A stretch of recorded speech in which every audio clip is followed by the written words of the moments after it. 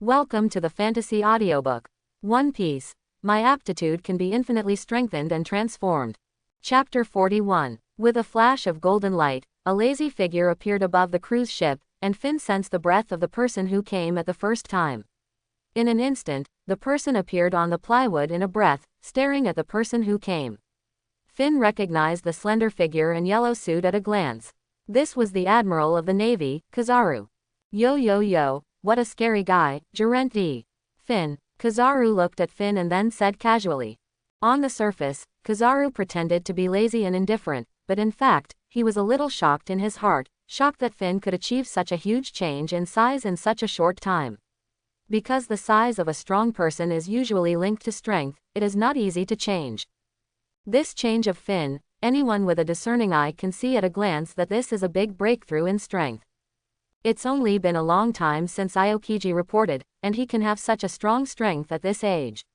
Kizaru couldn't help but feel a little envious and jealous.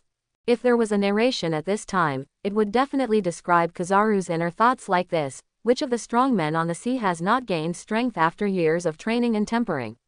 This kid is obviously cheating. Finn was also speechless at this time, and saw one of the famous scenes, Kizaru's terrible expression, thinking in his heart, what's wrong with these admirals of the Navy? There are problems with their purity. They just want to get high salaries and retire, right? Forget it, this has nothing to do with me. The strong have their own ways to stick to. I just need to know that strength needs to be respected. Then he said casually, well, the current admiral, Kizaru. Finn obviously knew who the visitor was, and he still did this. This was not a superfluous move, but it was related to the momentum of the negotiation process. Since you asked knowingly, I also asked knowingly, and this momentum must not be weakened. Then he continued, General, did you come here specially for me? Isn't that a bit of an exaggeration? Brother Finn, you don't know that Marshal Sengoku attaches great importance to you. For the sake of safety, let me handle it myself. After all, this involves the celestial dragons. Kizaru said with a light smile, and also threw the blame to Sengoku. Ha ha ha, it's up to you. I wonder if the general brought the Den Den Mushi positioning system. Finn said with a hint of playfulness. Of course, it's in my hands, but if you want to get it, you need to show your strength, otherwise you can't get it. After all, I'm here now. Kizaru said provocatively. He also came here with multiple tasks, including a survey of Finn's strength. The Navy now urgently needs to find out how strong Finn is. Hey, this is not the agreement. You Navy are a bit untrustworthy. Finn said with a hint of dissatisfaction. But this was also within his expectations. For a time bomb like him, the Navy could not fail to test his strength. Such a large organization must have a plan for the worst possible situation to prevent it. Ha ha ha, then Brother Finn, do you want to try and see if you can get what I have? Kizaru looked at Finn and laughed triumphantly. Finn knew that he could not escape, so he simply said, then I will accompany you to fight. Lead the way, Admiral.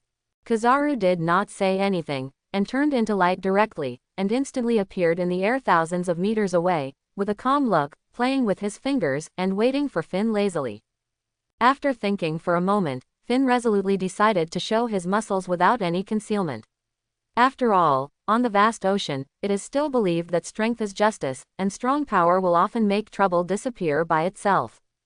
Then, several instant bodies, several afterimages flashed across the sea, and in the last instant body, Finn had appeared opposite Kizaru. With the same nonchalant attitude, he stood in the air and stared at Kizaru.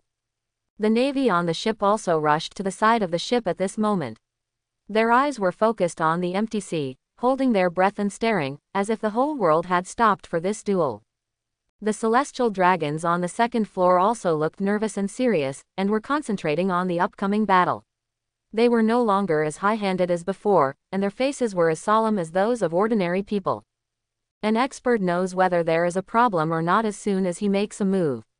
Kizaru was shocked by the tip of the iceberg shown by Finn. He found that the speed and physical skills shown by Finn were comparable to those of the peak strong. Unconsciously, he himself did not realize that he had become serious.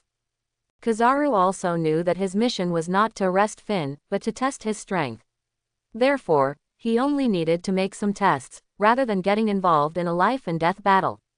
However, the next development would not be interpreted according to his script.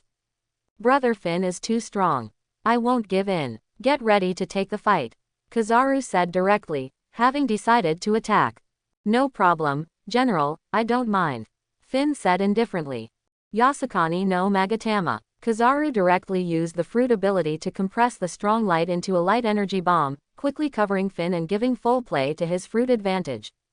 Suddenly, the whole sky was filled with yellow balls of light, emitting dazzling light, like a meteor, rushing towards Finn. Finn felt the powerful threat from Yasukani no Magatama, and the temperature in the air rose sharply, but he calmly raised the corners of his mouth slightly and then snorted coldly. Shinbu Body Second Style Gun God.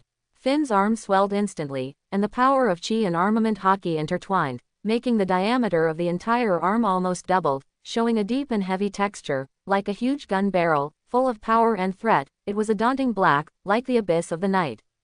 His fingers became as hard as iron in an instant, as if they could penetrate everything at any time.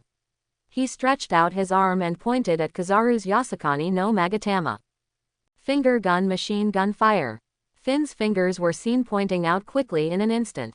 Under the blessing of huge power and the entanglement of armament hockey, black bullets in the air hit Kizaru's Yasukani no Magatama at an astonishing speed. Suddenly, the two powerful forces collided in the air, causing a violent explosion. The shock wave that followed made everyone watching the battle on the boat a little unstable. Bang, bang, bang, bang, bang, bang, bang, bang, bang. Continuous bombardment, not giving in at all of Kizaru's light energy bullets were blown up by Finn's armed color bullets, showing Finn's attitude towards this, that is, to sweep everything. After the initial test, both sides had a better understanding of each other's strength. Finn's first fight against the natural devil fruit was still incredible. This is not a crossover, right? The immortals next door are not so cool. At the same time, he was also thinking, control light and compress light, what is the principle? Kizaru's expression was also a little solemn at this time. His move was not fancy. Even the former Admiral Zephyr teacher seemed cautious about it. Finn used physical skills so easily to take it all. His strength should not be underestimated. Ha ha ha, Admiral, this attack is a bit weak, why don't you try my move? Finn was not a person who would wait to be beaten passively, he said without showing weakness. Empty Thorn Crescent Slash. Finn did not hold back. With the Empty Thorn, a sharp half-moon slash, with a terrifying armed color, slashed towards Kizaru like a black light. Kizaru saw this and knew that this battle could no longer be a happy one for him. If he continued to use the move to bully the weak, it might turn into a bully for himself. This time, he had to get serious. Kick at the speed of light. Kizaru charged a kick, and a burst of strong light shot out like a laser cannon, colliding head-on with the crescent slash formed by the air spikes. The two powerful forces burst out, causing an even larger explosion. Light and shadow intertwined into one, and huge waves rose on the sea. The people on the ship couldn't help but close their eyes to avoid being swallowed by the hot air waves.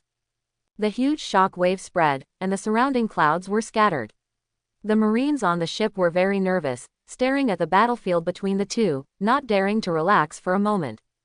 The thick smoke gradually dissipated, revealing the figures of the two. Finn stood in place, his power undiminished, while Kizaru was steadily suspended in the air, also understated. Finn didn't intend to give Kizaru a chance to continue testing. He knew that the Trillion Fruit was very difficult to deal with obvious speed advantages and strong kite-flying ability. He decided to use a ranged attack to let Kizaru know that even if he stood far away, he could not dodge the attack through the elementalization of the natural fruit, and he also wanted to let Kizaru know that his fruit's long-range attack ability was useless to him. Cannon Fist Wave Pulse. Finn's arm was full of energy like a cannon barrel, and the color changed instantly. This is the characteristic of the accumulation of armed color after the flow. Against the natural devil fruit, only armed color can cause substantial damage. Finn increased the output of armed color without reservation, just to maximize the attack ability and truly show his strength, to let Kizaru know that too much testing is no longer necessary. If he wants to continue, he must choose to fight him in melee. In an instant, Kizaru felt as if he was locked. The attack came too fast and the range was too large, so he couldn't dodge normally through physical skills, and had to escape through light. Yellow Monkey's face became serious. For many years, he had never taken fighting so seriously. Being beaten by a junior, he was dodging and evading, and he instantly lost his temper. With his armament hockey hardened, Yellow Monkey did not intend to dodge, and was going to go all out to fight Finn, facing Finn's cannon punch attack. However, his physical skills and strength were no match for Finn in this duel, and he was instantly beaten away. If he had not dodged by turning into light in the middle, he would have been as embarrassed as he could be. Everyone on the ship looked at this scene in surprise, and was really shocked. Yellow Monkey was one of the highest combat forces in the Navy, but now he was obviously at a disadvantage. Yellow Monkey also realized that Finn was difficult to deal with. His strength, domineering, and physical skills were all better than his, and he could remotely restrain the means of natural abilities. He either kept turning into light to dodge, or showed his true strength. He had already understood that Finn was different from his previous enemies, and he had to show 100% of his strength now and start fighting desperately. Sword of the 10,000 Clouds. Kizaru chose his swordsmanship. As a great swordsman, his swordsmanship can compete with Rayleigh. His swordsmanship is definitely ranked among the best in this sea. Since his strength is not as good as Finn, he decided to use more skills and swordsmanship to deal with it. Obviously, he has rich combat experience and thought of a countermeasure in an instant. Using the characteristics of light, he quickly rushed to Finn, intending to rely on the power of the weapon and his swordsmanship to launch the strongest slash at close range. Because only in this way can the power be concentrated in one line and achieve the greatest killing effect. The awakening ability of the fruit makes the materialized 10,000 Clouds sword almost comparable to the Supreme Great Sword, and it also has the characteristics of gathering light, with extremely high temperature, coupled with Kizaru's great swordsmanship. Finn immediately felt the pressure. Finn's observation color felt that Kizaru was different at this time, and his attack was unusually condensed, so he did not dare to be careless. With the ability of observation hockey, he kept dodging, but under the impact of Kizaru's speed, he, who had never practiced dodging, looked extremely embarrassed. Finn felt more and more frustrated, and his irritability was gradually heating up. He was a little unsure about the confrontation with this special weapon, and he became more and more irritable. Am I afraid of a sword? Is my armament hockey not as good as this sword? Is my heart not firm enough? Every time he dodged, Finn had an embarrassing inner activity. Once, again, and again, Finn finally made up his mind. Indestructible is not my way of practicing armament hockey. I should move forward without fear. Finn roared in his heart, I can't dodge, I can't be afraid, I must move forward without fear, and crush all enemies. This is my way. Then he released the second style of Shinwushin Gun God, and directly wrapped the armament hockey around his arm, making the whole arm appear extremely deep black. This black aura exudes a powerful force that attracts attention, like the sharpest blade in the dark night, bringing a more tense atmosphere to the upcoming fierce battle. Once again, this is a true collision between fist and sword, and the armed forces of both sides color collision. This time Finn did not dodge, facing a sword with unknown effect. He chose to believe in his armed color. He wanted to break the demon barrier in his heart, and an indomitable momentum gradually rose in him. Bang! The fist and the sword collided violently, and both sides were shaken back by this force, and the vibration caused by the collision made the Marines on the cruise ship feel obviously uncomfortable. Ha ha ha, it's so good, come on, come on. Finn was very clear and enjoyed it very much at this time. Bang, bang, bang. After a series of extremely fierce confrontations, there was a touch of recognition in the eyes of both sides. But Finn's fighting posture became more and more casual and free, and seemed to be constantly maturing. Kizaru also realized that the situation was not good and that Finn was wrong, but this was already his full strength. Pay attention to the next move, Admiral, be careful, ha ha ha. Finn reminded specifically. Then, a huge amount of armament hockey gathered on Finn's fist, forming a basketball-sized condensate, emitting a dazzling brilliance. Kizaru knew very well that this was Ryuo, and he did not dare to be careless at all. His expression became more and more serious. Then, Kizaru's full-strength sword slash collided violently with Finn's fist wrapped in Ryuo, but this time, the result was different. Bang! The Aim no Kurosakumo sword shattered under Finn's Ryuo. At the same time, Finn's fist appeared in front of Kizaru. Just as Kizaru was stunned, he had no time to dodge, and could only use armament hockey to cover both hands to resist. However, whether it was strength or armament hockey, Kizaru and Finn were not at the same level. He was completely unable to compete. His hands were directly broken by the huge force, and he was seriously injured from the inside out by Ryuo, and the surface was full of blood. Without hesitation, Kizaru dropped the Den Den Mushi, and a yellow light flashed, and the man had already slipped away. Everyone on the ship was shocked by Kizaru's sudden departure. They couldn't help but mutter in their hearts, could it be that Admiral Kizaru was defeated by Julant D? Finn, could it be true? And Finn, who got the positioning system, felt that there was no need to go to the Navy ship again. There was no need to pretend to be a winner. The scene would be very embarrassing and uncomfortable for him, so he decided to leave directly. Finn took out the positioning Den Den Mushi and called it. The other party answered a set of intelligent language services. Finn explained that he wanted to go to Magnetic Drum Island. Soon, the Den Den Mushi projected detailed map information, which was comparable to the navigation in the previous life. In the uneasy eyes of everyone on the ship, Finn gradually disappeared from everyone's sight step by step. At this time, the depressing atmosphere on the ship really disappeared, and everyone was relieved. And everyone on the ship also exchanged glances with each other, and each of them was full of doubts. Suddenly, I don't know who was brave enough, and suddenly asked everyone's voice, breaking the silence for a long time. Vice Admiral Mole, could it be that Admiral Kizaru lost? Don't talk nonsense, they were just friendly sparring, and both sides just stopped at a certain point. Mole said sternly. He knew that he couldn't let this kind of speculation spread. 3 people make a tiger, which would be detrimental to the morale of the Navy. However, he was also very uneasy at the moment. Others might not know about Kizaru's strength, but he knew it very well. He has been Kizaru's adjutant for many years, and he knows Kizaru's trump card very well. Kizaru has strong combat ability, playing with opponents and applauding in laughter, always acting so relaxed and casual. His shining fruit has strong long-range attack ability, and his ability to fly kites is first class, and he is rarely seen to be defeated.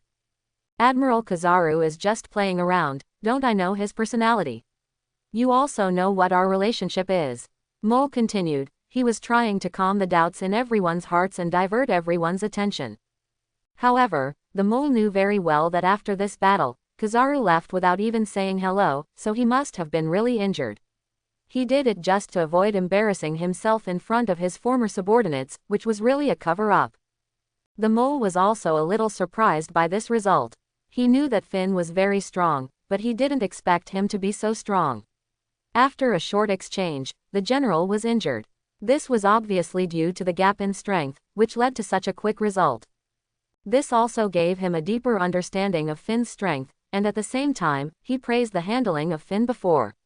Fortunately, he was polite at the time, otherwise, he would have been one more injured person. But fortunately, Finn has left now, and the matter has finally been perfectly resolved. The mole was still a little proud at this moment. After all, he was not the one who was injured, and he barely brushed a wave of presents in front of the big guys, which was a big profit. 2 flowers bloom, each with its own beauty.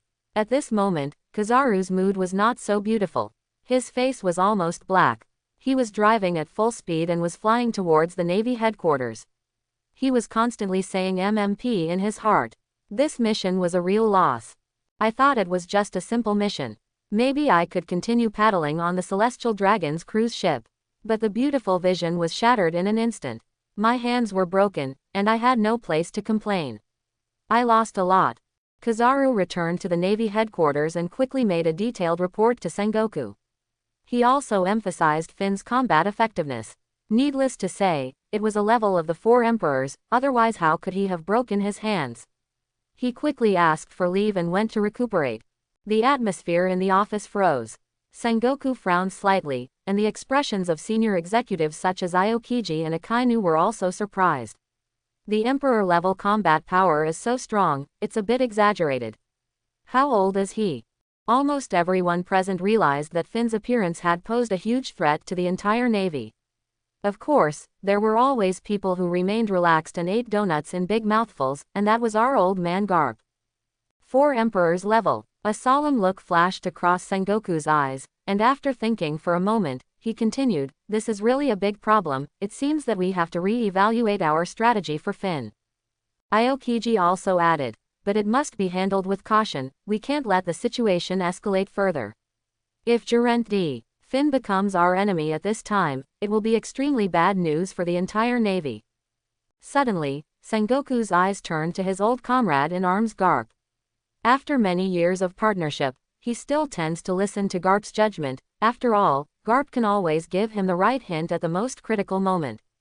However, when he saw that his donuts were almost eaten up, Sengoku was instantly furious and shouted at Garp, "Garp, you fool! You took all the donuts were eaten up. Obviously, Finn's problem is small, and the donuts are big. Ha ha ha, I win again." Garp laughed like a dead pig that is not afraid of boiling water. "Tell me, what do you think of Geraint D. Finn? What does he want to do? Or what does he want? No one can be free of desires." Zongguo asked seriously at this time. "Yes, no one can be free of desires." Garp kept repeating this sentence. After a while, he looked serious and solemn, which made everyone sit up straight. "To be honest, I don't know what kind of person Brother Finn is. He is obviously powerful, but he always looks insecure and just wants to live a good life. It's incredible," Garp said with a puzzled look. "From the fact that his strength has broken through so quickly, he must have used the resources of Yunwu Island to train hard during the time he disappeared. It is obvious that he is very smart and sober, as he is so obsessed with strength." Kapu continued. "His talent is unheard of, and he seems to know this, so he is so active and hardworking in cultivation. After all, only things that can be rewarded can make people go all the way without hesitation." Kapu continued. "However, no one can be without desire. The reason why he behaves like this now should be that he has greater pursuits or thinks that his strength is not enough now." At this point, Kapu paused and glanced at the people around him. If Finn was present at this time, he would definitely give Kapu a thumbs up. "Good guy, you usually pretend to be stupid, right? You like to play dumb, right? You are going to take my underwear off, right?" Kapu continued. "Have you noticed that he always shows a sense of distance, an attitude of not wanting to get involved in cause and effect, and being detached from the world, as if he is not a real person? Do you understand what he is pursuing?" Quote. After Garp finished speaking, everyone was shocked. Apparently, some of them had reacted. With invincible talent, he was detached from the world and not like a real person. Wouldn't he want immortality? This would cause turmoil in the bloody world. As people standing at the pinnacle of world power, those present knew many secrets of this world. They knew that there was a legend of immortality in this world, in Marihoa, but it was strictly confidential. Then, Akainu was the first to speak. "We can't let a strong man like him continue to grow in secret. It's too dangerous. We need to pay great attention to it. We can't let him quietly change the balance of the world." However, no one had a clue about what kind of plan and countermeasures to come up with. After thinking about it, because Finn was not a pirate and did not do anything out of the ordinary, these thugs couldn't think of any good way for a while. The scene became quiet again. Just when Zongguo and the high-ranking officers of the Navy were worried about the threat brought by Finn, the Navy Chief of Staff, their think tank, Vice Admiral Crane, who had obviously come up with a brilliant plan, suddenly spoke up. She said in a mysterious way, "Since he wants to quietly accumulate strength in secret, there must be reasons and considerations. We don't know what they are, but we don't need to know them completely. We just need to disrupt his plan." After Vice Admiral Crane finished speaking, he looked at everyone. Everyone reacted at this time. They were all experienced and understood it at once. Yes, they didn't need to think so complicatedly. Whatever the enemy wanted to do, they just needed to make him unable to do it. Isn't that enough? Then Vice Admiral he continued, "We just need to let him come out in the open. If he doesn't want to be famous, let us help him, raise his reputation, and let him be burdened by the reputation. In this way, the East China Sea Marshal Saint will always live under our noses." Marshal Zongguo thought for a while and raised his head, looking at Vice Admiral He, and couldn't help but admire. "Xiao He, you are still here. Do you mean to push Finn to the forefront through news propaganda and other means?" Vice Admiral He nodded and said, "Yes, in this way, Finn will become a highly watched existence in the world. His plan to accumulate power secretly will be shattered. He will also feel the endless troubles brought by his reputation on the sea. He is really a top strategist. He has been making plans for many years. With a veiled plot, Finn suffered a lot of losses and had no place to complain. Under the spotlight, they will know every move of Finn, and the Navy will be able to take the initiative. Aokiji could not help but nod and agree. This is a good idea. Let's publicize his reputation and make him famous on the sea. Let those pirates who like to pursue fame and fortune help us to contain him and make his original plan fail. Akainu also agreed. It is indeed a way to kill two birds with one stone. Let the pirates pursue fame and fortune and continue to consume each other, so that Finn will be exhausted and unable to secretly accumulate strength and power, which will greatly reduce the threat to us. Warring States thought for a moment and nodded. Okay, that's it. If we can contain him through public opinion, it will be a good way for us without bloodshed. Let the whole world pay attention to this rookie. Then Warring States decided to inform the 5 elders of this strategy and let the world government promote its specific implementation, because they are more professional in doing these conspiracies and tricks. Compared with the Navy, the CP organization is the ancestor. At this time, Finn had no idea how dirty the politicians' methods were. If conspiracy and trickery didn't work, they would use open conspiracy, which was hard to guard against. He would not even notice that there was a big hand silently disrupting his rhythm. This move was equivalent to putting Finn under a magnifying glass, and any action would be watched by all parties. Just like a star, if he was famous all over the world, he would definitely be ruined all over the world. He would not be able to live quietly and develop like before. However, on the sea, a resounding name will bring troubles as well as great convenience. This is why people put fame before profit, and he will slowly feel the convenience brought by the name of the martial saint. Of course, Finn was still on his way to the magnetic drum kingdom at this time, and he didn't know about this at all.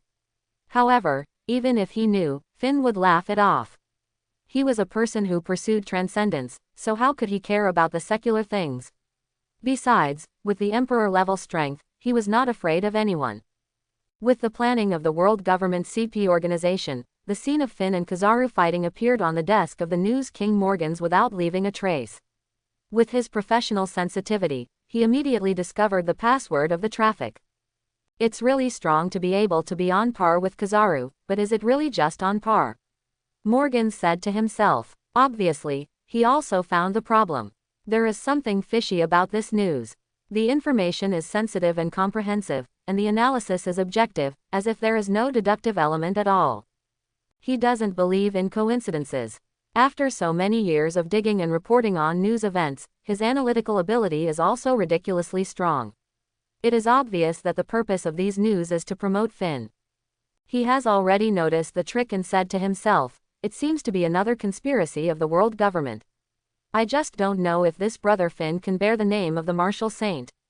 He. The battle material of Finn and Kizaru was evenly matched, of course, provided by the Navy, but the Navy concealed the scene of Kizaru's defeat, because it would greatly weaken the Navy's deterrence. Any young man has the strength to rival the Admiral, which makes people feel that the Admiral is nothing special. Whether it is a conspiracy of the world government or not, it is indeed big news. There is no reason not to publish it. However, such a rough description does not fit my identity as the News King.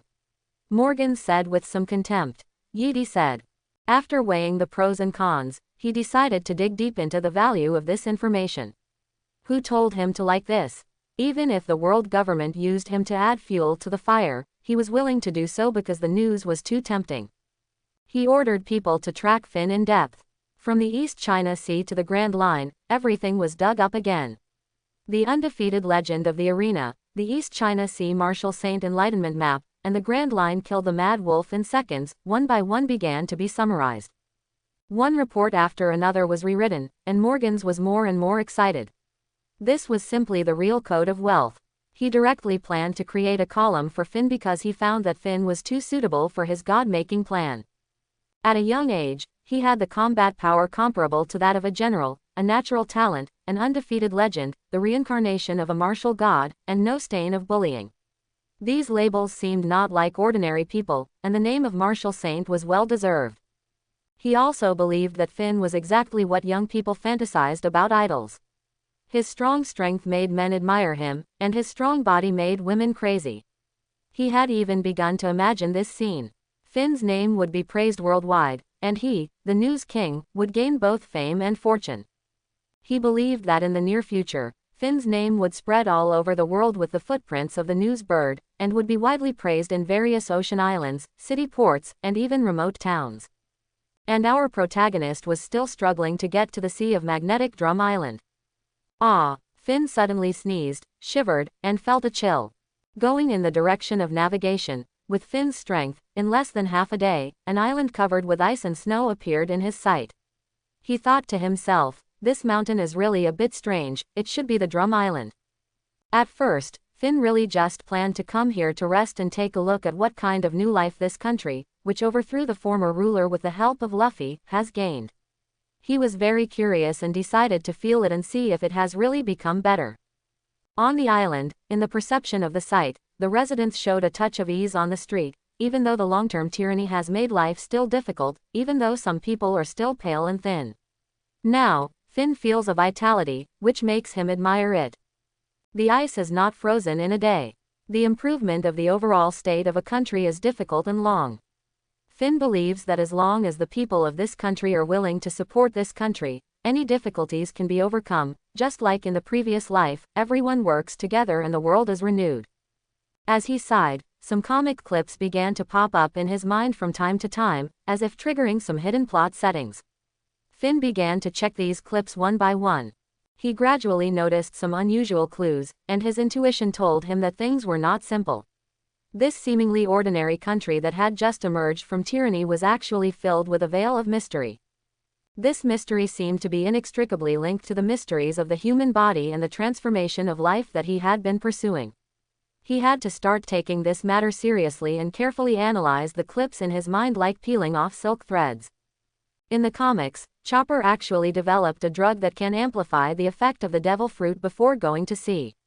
When he first saw it, he didn't think it was a setting for the character's skills and didn't fully realize the problem. However, looking back and looking at it again, he really realized the incredibleness of it. For the animal-type devil fruit ability users, the blue wave ball is simply a godlike medicine that can reverse life and death if used well.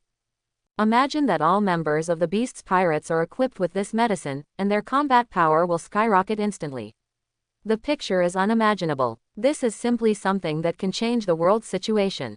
How did Chopper do it? Just relying on his simple crucible and test tube. Starting from scratch, he conducted a long study on interfering with the wavelength of the devil fruit and constantly experimented with himself. Do you believe it? Finn didn't believe a word. You should know that the research related to devil fruits has always been conducted by the world's top scientists and belongs to the highest level in the field of scientific research. These scientists include Judge, Vegapunk, Quinn, Caesar and other top researchers. In the experiment of devil fruits, a large number of verification experiments are required to continuously verify the conjectures and finally draw the correct conclusions. The scientific knowledge and technology involved are simply staggering. These researchers rely on national power, funding support from the world government, and background resources such as the Beast's Pirates. Without exception, they all need huge funds and support.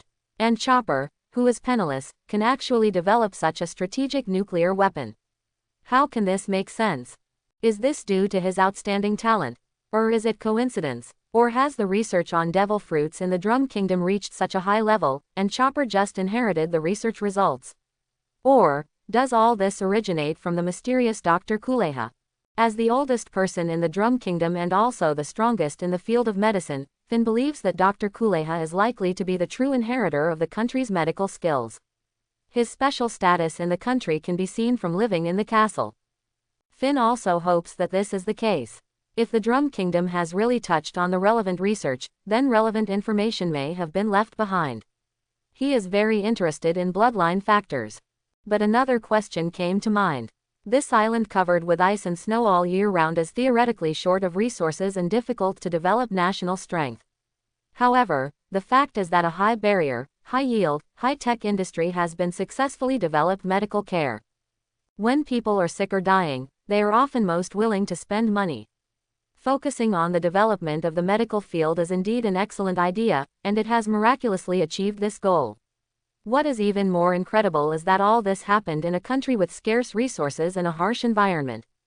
As an experimental science, the development of medicine is inseparable from financial support, the assistance of advanced equipment, and long-term experimental accumulation. In this resource-scarce environment, how did Magnetic Drum Island break through these obstacles and successfully create a medical industry? In particular, Magnetic Drum Island itself is not suitable for the cultivation of medicinal materials. The use of drugs in the comics is the use of more synthetic drugs. This requires more sophisticated equipment for refining and synthesis, and a large number of experiments for research and development. And all this requires a lot of money. Chemical drugs, synthetic drugs, synthesis. Finn kept muttering, and suddenly, he seemed to think of something. Isn't this the ability of the swallowing fruit? Turning what you eat into a part of the body or synthesizing new things. He remembered the swallowing fruit, whose ability was obviously underestimated, and the ability to reorganize matter. Isn't this the authority of the Creator? Is it really a coincidence that this time it appeared on the tyrant of this country? At this time, Finn became very interested in the inheritance of the swallowing fruit. He wanted to trace the history of the swallowing fruit, figure out the doubts in his heart, and unveil this mystery. If the swallowing fruit is really the product of the desires of all living beings, then does it have a long inheritance in the Magnetic Drum country? Finn was eager to understand the origin and development of this fruit to solve the mystery in his heart. If the swallowing fruit has appeared many times in this country, then it would explain why the country's medical care has achieved such great achievements. The swallow fruit has the magical ability to turn waste into treasure. One person is enough to drive the economy of the entire country. This amazing effect can even combine the human body. It is simply an auxiliary artifact for the development of human medicine. Suddenly, he thought of a plot in the comics. The first place Blackbeard attacked after obtaining the dark fruit was his hometown, Magnetic Drum Island. Why is this? An act of revenge for unfair treatment when he was a child. A man who can endure humiliation for many years on a pirate ship only has this little bit of temperament.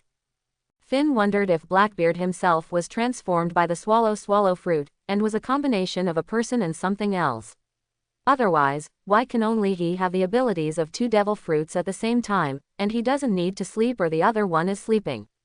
And Blackbeard also knew the amazing ability of the swallow fruit, so after obtaining the dark fruit, the first place he came to was Magnetic Drum country, with the purpose of trying to seize the swallow fruit. If this is the case, then everything can be explained.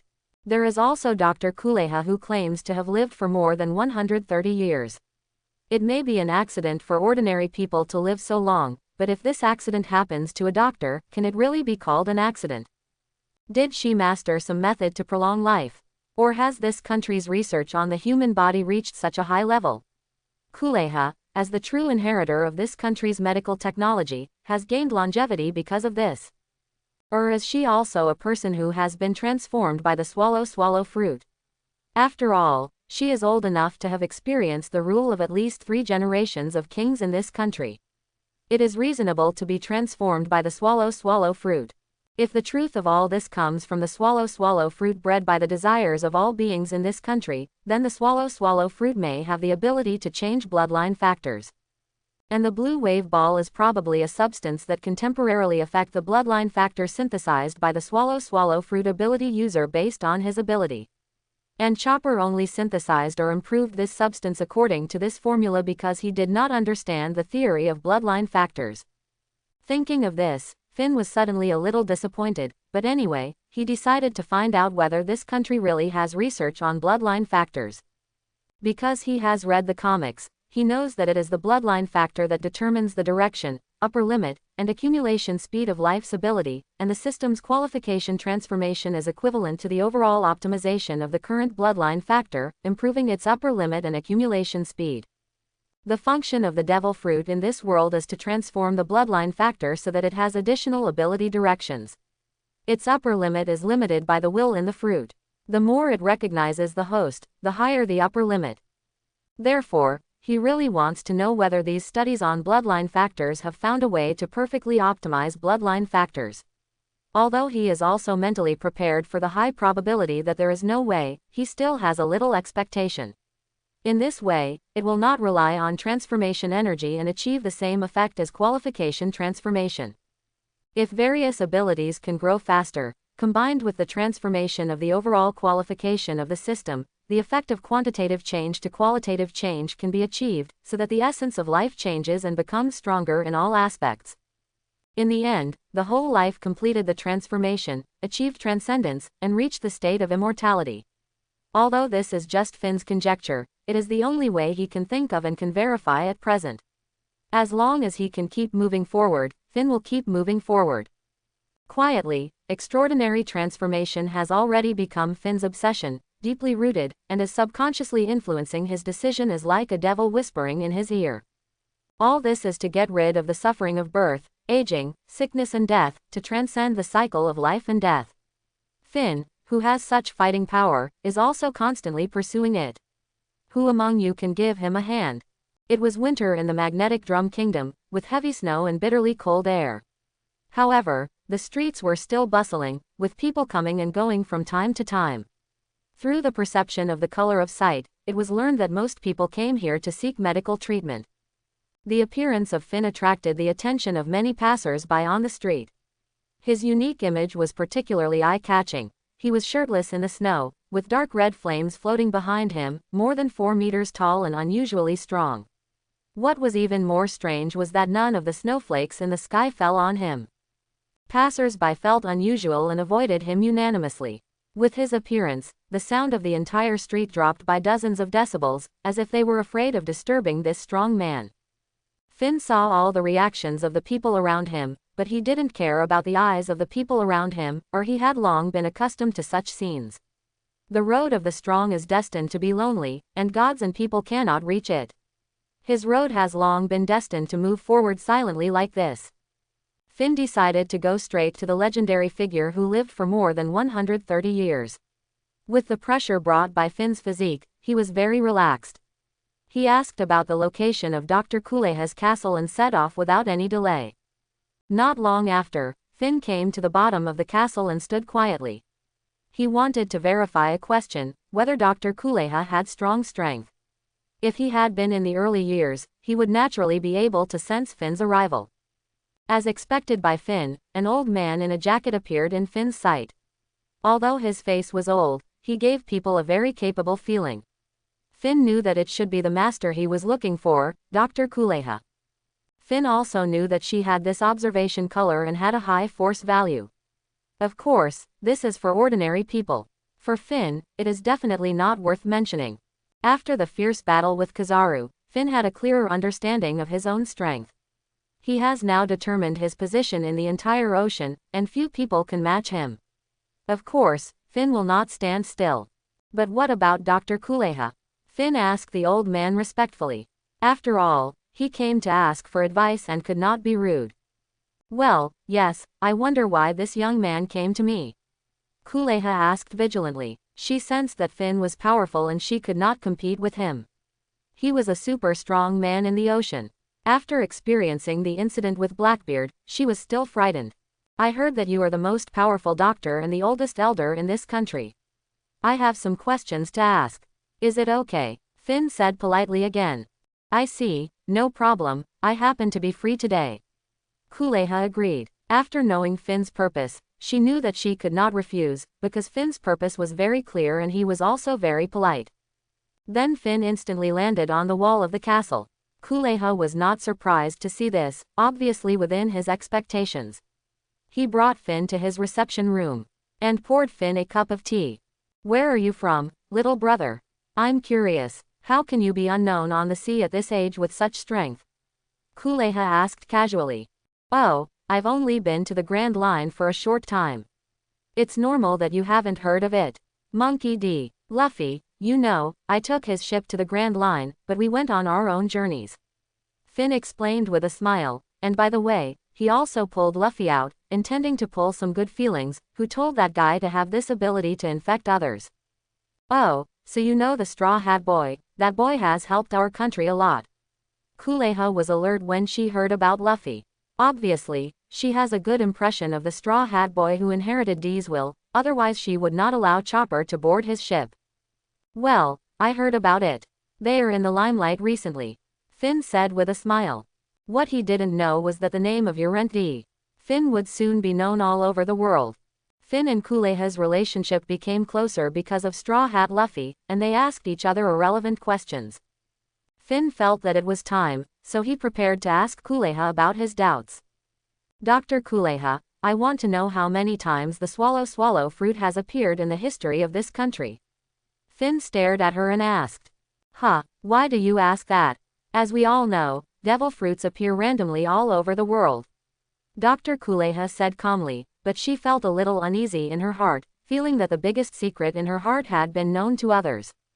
Seeing this, Finn already had the answer in his heart, so he didn't plan to force it, and he was not sure about it. He is not interested in the longevity of the weak, which is not what he pursues. Well, then I will ask another question. Has this country found a way to optimize the bloodline factor? I hope you can tell me the truth. Finn looked very serious at this time, and people could feel that the matter was very important to him. Dr. Kuleha also sensed it and became serious, but she was a little confused for a moment. Bloodline factor. Optimize bloodline factor. She was full of doubts at the moment. What is this? I have never heard of it. Through the perception of the color of seeing and hearing, Finn knew the answer. Just as he had guessed before, everything in this country might be based on the swallowing fruit. At this stage, the only way he can optimize the bloodline factor is the transformation of the system's qualifications. As for using the swallowing fruit to transform the body, this is not in his consideration at all. Even without considering the potential risks, transforming the body is something Finn cannot accept. Perhaps influenced by the novels in his previous life, he firmly believes that the human body contains endless treasures and has unlimited potential. He would not do anything that would force the issue. After knowing the answer he wanted, Finn did not stay for too long and said goodbye to Dr. Kuleha. It was not that Finn was snobbish and changed his face after getting the answer, but Finn had his own plan, especially after the battle with Kizaru. He also had new ideas, and he needed time to summarize and absorb them. Mr. Finn, you are now famous all over the world, the hotel owner said to Finn very respectfully. With the help of the world government, the world news spread all over the world with the news bird, and it just happened to come to the Drum Island today. The hotel owner, a special race with long ears, a shrewd businessman, likes to read newspapers and always pays attention to the news of the world. He always believes that the opportunity to make money often lies in that inconspicuous newspaper. For this issue of the news, Finn was even reported in a column, which was an excellent selling point of this issue, and of course it also attracted the attention of this long-eared gentleman. When he saw the photo of Finn who had stayed in the hotel for many days in the newspaper, he was instantly alert. At first, he thought it was an introduction to the criminals wanted by the world government. After reading it quickly, he was instantly shocked. He knew that Finn was very strong. After all, with such a physique and such a flame cloud that violated common sense, he could judge it as long as he was not blind. But being able to tie with Admiral Kizaru is scary enough. He is the top figure of the pyramid of the entire ocean, the trump card of the Navy to suppress the Grand Line, and a human-shaped natural disaster. Especially when I saw the various flatteries of Finn in the newspaper, I couldn't believe it. In an instant, he had an idea. There is no doubt that he is very self-aware. He is not worthy of the thick thigh, but he can do his best to serve Finn and win his favor. Maybe he can make friends with him. Even if Finn doesn't appreciate it, he won't lose much. It's a profitable business. Anyone with a discerning eye can see it, not to mention these shrewd and capable businessmen. Know when to seize opportunities, know when to make choices, and know when to invest. Finn looked at the long-eared boss with some doubts, waiting for more information. At the same time, he muttered in his heart, I am famous. Why am I famous? It's a bit inexplicable. You don't know yet, but you were reported in the column of this issue of the newspaper. Your name, the martial saint of the East China Sea, is now resounding throughout the sea. Instantly, Finn grabbed the newspaper, stared at the column intently, and checked it carefully. After a moment, Finn's expression twitched a little, and he wanted to curse in his heart. Is the Navy so dirty? This is obviously to flatter me to death. And why don't you say that I ran away Kizaru? Wasn't that a battle of equal strength? Where does your navy get the face? Originally, Finn's development route was to quietly kill monsters, secretly change maps, and quietly develop. Now, he is actually standing in the spotlight, and everything he does has become the focus of everyone's attention. How can he continue to be a dog now? If you want to flatter me, just report that I injured Kizaru. Now, you concealed my combat power, so that all the strong men on the sea can challenge me, so that they can become famous, so that I can't live in peace. Who came up with this dirty trick? Don't let me know. It's really vicious. There are still reports like this. Will people really believe it? Praising me so much, with my young admiral-level combat power, can those strong men who dominate the sea believe it?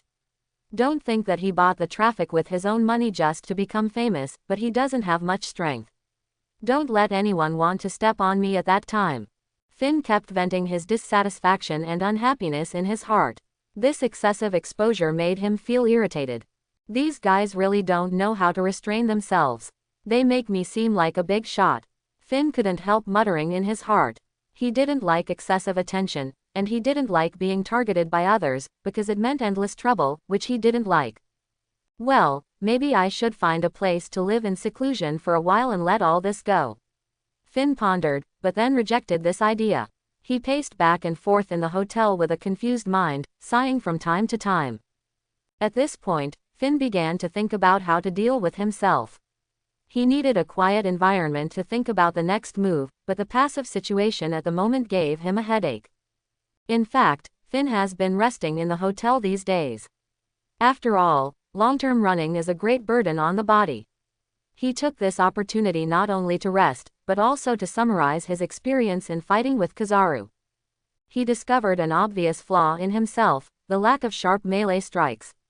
In addition to the long-range attack form, Gun God, that can be used in battle, in close combat, it seems too mediocre and lacks amplification and explosive means. When I thought of Luffy's various fighting postures, Elastic Man, Snake Man, and Nika form, I instantly felt sour. Finn reflected deeply on the previously developed Shenwu Shen Lushan and believed that it was not suitable for real combat, fight. Because the armed color and physical energy cannot increase the combat power in the maintenance of the flame cloud, it is more used for the cultivation of control and life return. Therefore, Finn decided to keep the flow immortal form as a daily body training state and keep it at all times. He hopes to make the maintenance of this state an instinct through subtle influence. At the same time, he decided to develop another attack form that is more suitable for close combat. He knew that in combat, the key to attack lies in the clever combination of speed and strength, and domineering is only an auxiliary means of attack, and it does not have the ability to attack itself. Although the importance of the observation color in combat cannot be ignored, it is a real auxiliary means. The role of armed color is only to allow the power to attack the devil fruit ability and increase the intensity of the attack, but the actual damage still depends on the power of the attack, which is undeniable. Therefore, Finn's research direction is to develop moves that can increase strength and speed in combat. This sounds very common. Which strong man in the novel does not have this desperate move, but it is actually extremely difficult because there is a lack of real reference cases and theoretical basis. For example, the means of amplification such as superimposing boof in games, means of strengthening attacks such as aeration, and burning blood and disintegration in fantasy, etc., all have no substantial reference significance for Finn. What he wants is moves supported by human body theory, not the names of moves. Finn's body structure is no different from that of ordinary people.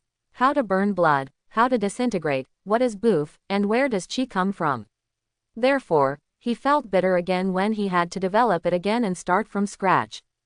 Although ordinary people's bodies do not have so many strange states after the transformation of devil fruits, Finn has no intention of eating devil fruits.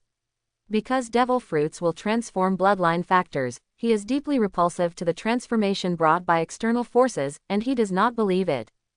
Except for Brother Tongzi who came with him through time, he does not believe that the violent transformation of external forces will be flawless. The disgust of the sea has already explained the price of the devil fruit, and he even thinks that this is only the superficial price.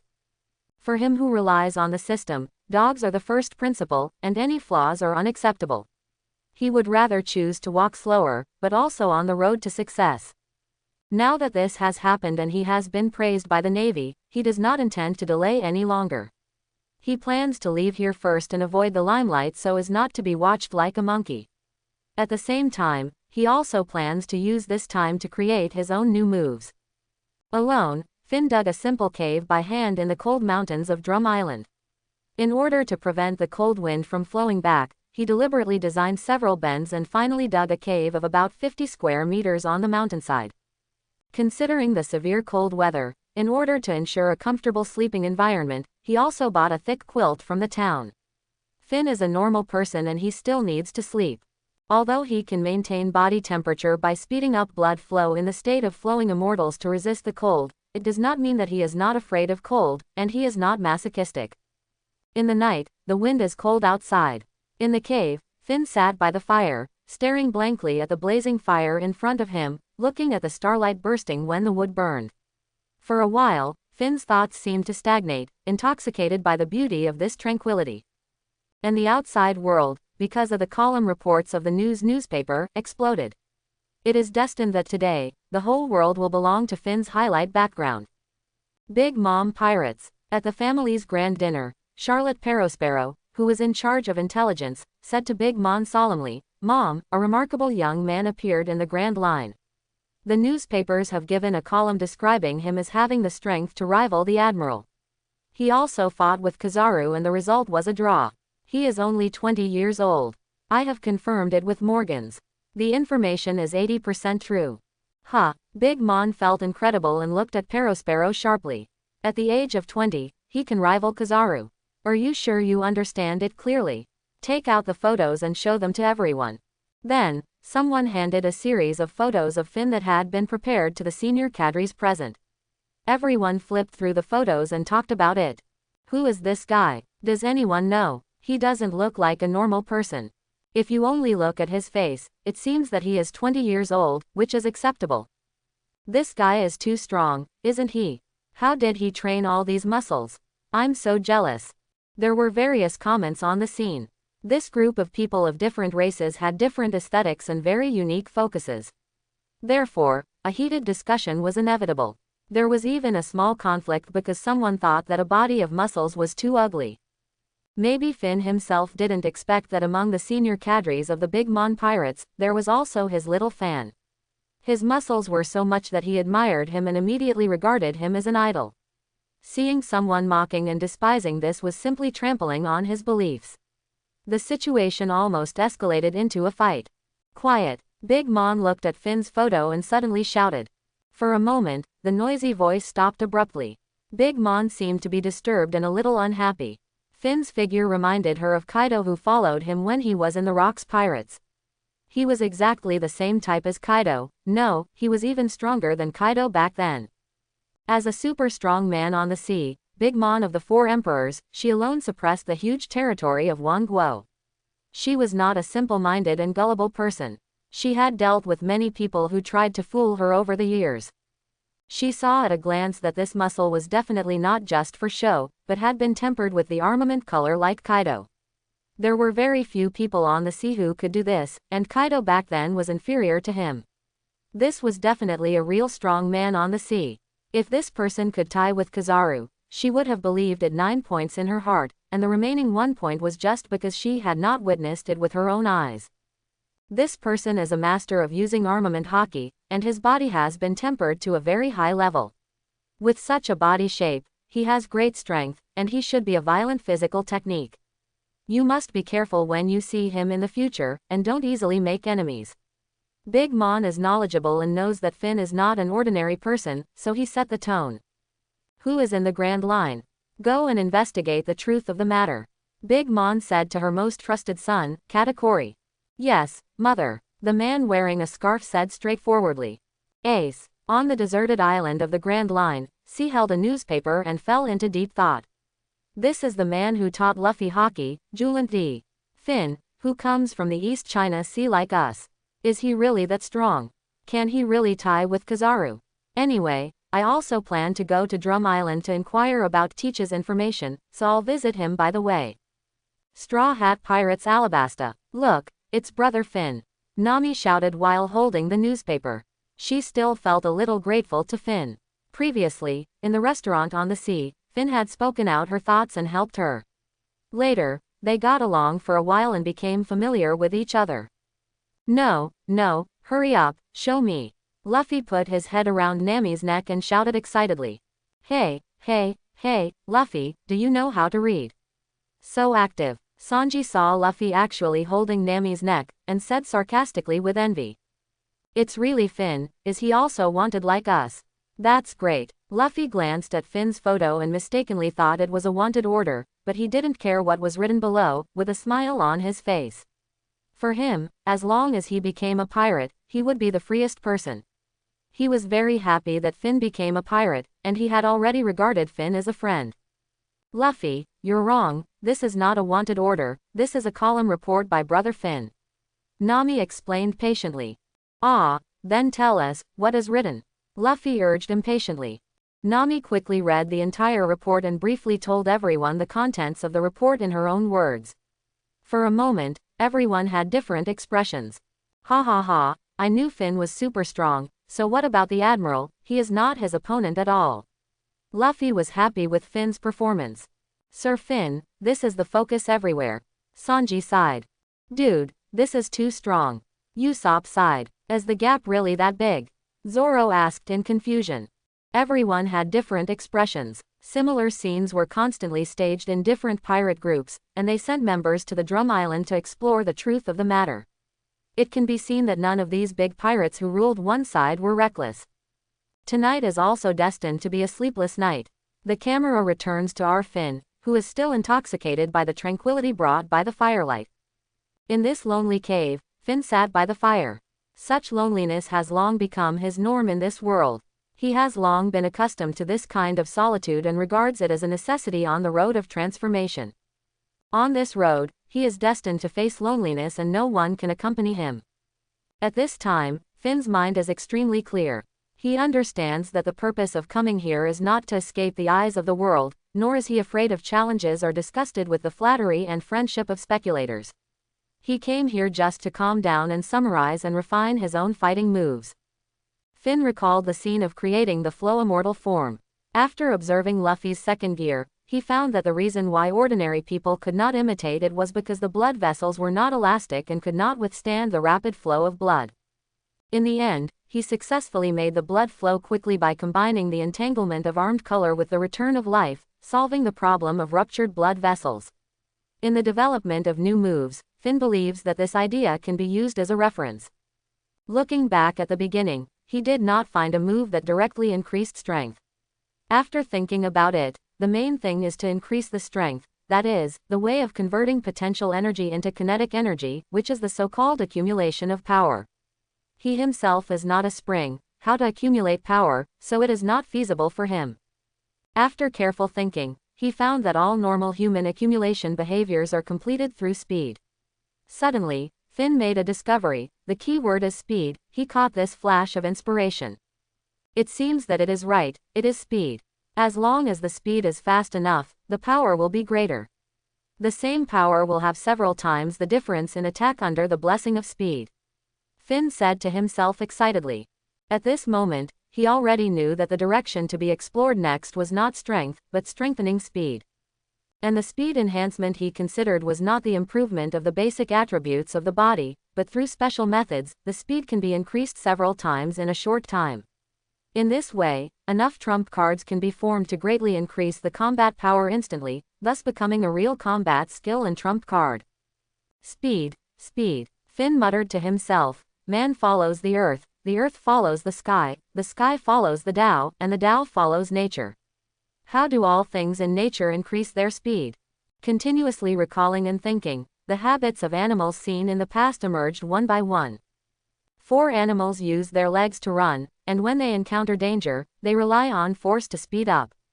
The burst of power. Birds fly with wings, and when they spread their wings, they use the wind to move.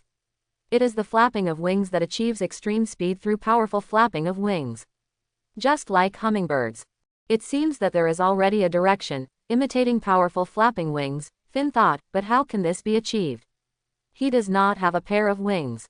If it were Jin's race, it would really be possible. What can he learn from? Suddenly, he seemed to have thought of something, and he said to himself, why do I need wings? I just need to imitate the thrust generated by flapping wings. The thrust behind me is the key. Thrust, like a rocket, launch. He suddenly thought about whether he could control the chi of his whole body, just like Lushan did at that time, but this time he closed all the pores of his body and only kept the back. He did it as soon as he said it. Finn immediately used life return to close all the pores of his skin, allowing the heat energy generated by the cells of his body to be transmitted through the blood, but it would cause the temperature of the blood vessels to rise rapidly, and the pores of the skin of the whole body would be completely closed, causing the skin to be overheated. In the face of these two problems, Finn found a solution. He decided to use the method of covering the whole body with armament color to protect the skin and blood vessels with armament color, although this method is not recommended by the strong because it will consume a lot of armament color. Finn's armament color is quite considerable, but such consumption is also a great pressure on him. He carefully controls the use of armament color to ensure that the skin and blood vessels are just protected to avoid injury, while avoiding excessive waste of armament color. Next, he tried to concentrate the air on his back and expel it. After a simple attempt, he found that this method was feasible.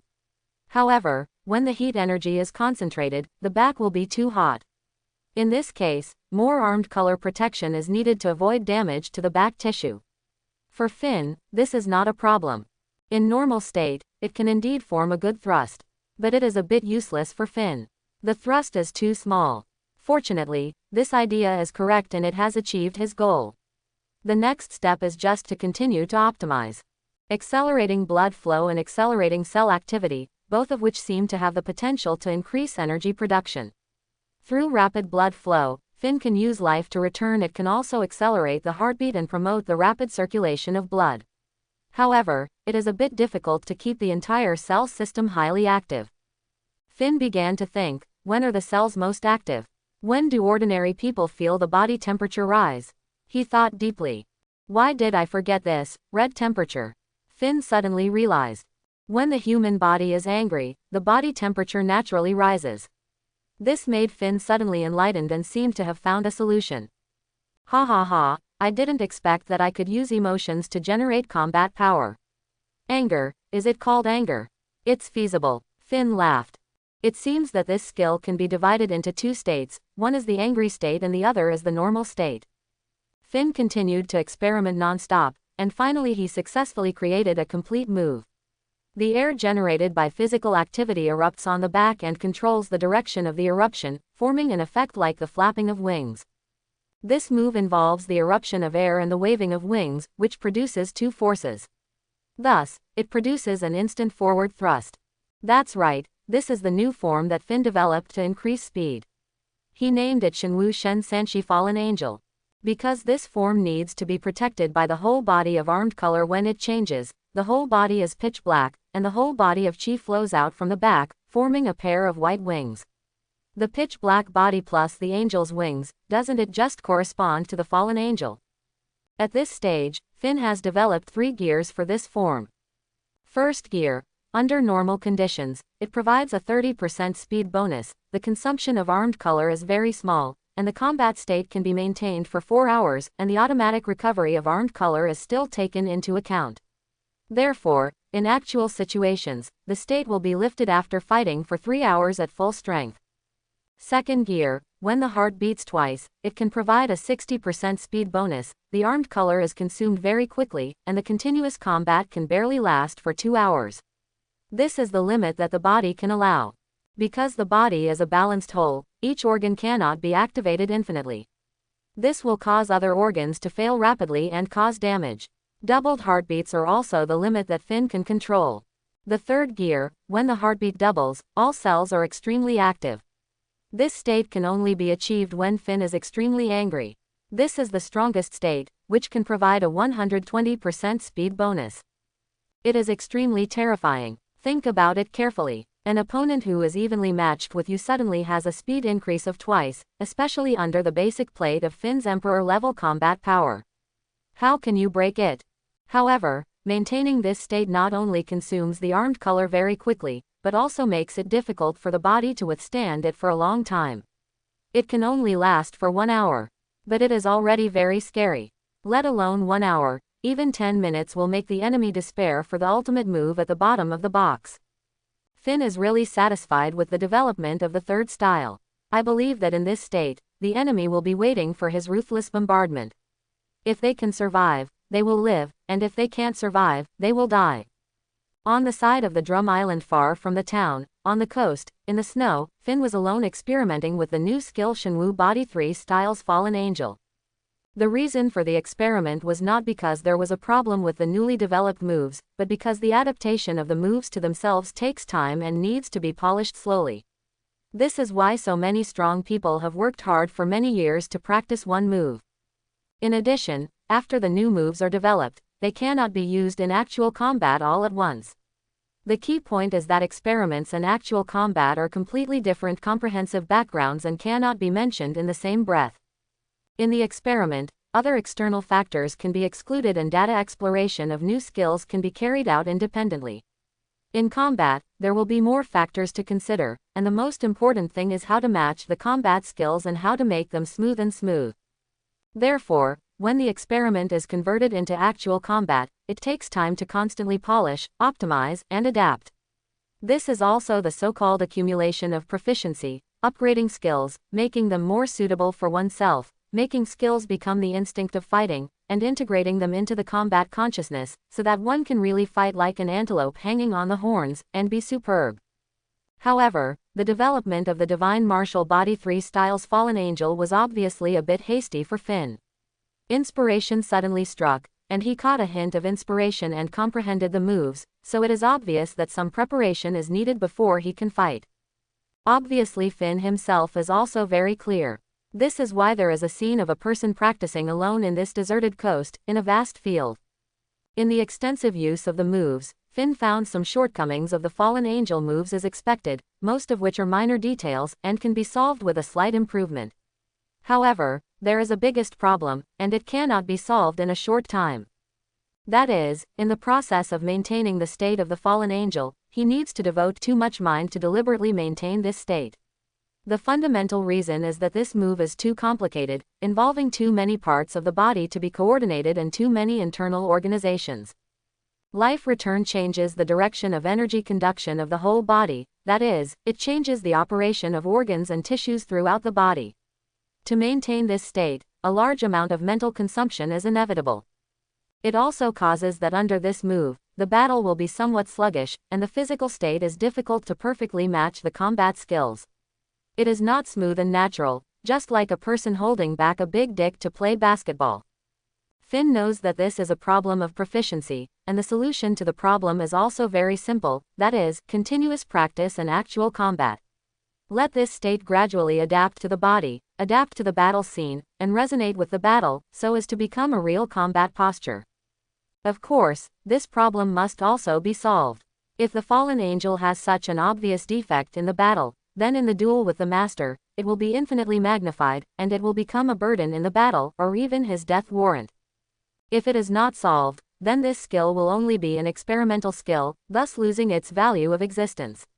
But fortunately, these problems themselves are not big, but they just take some time, and there is no problem with the intention and conception of the move itself.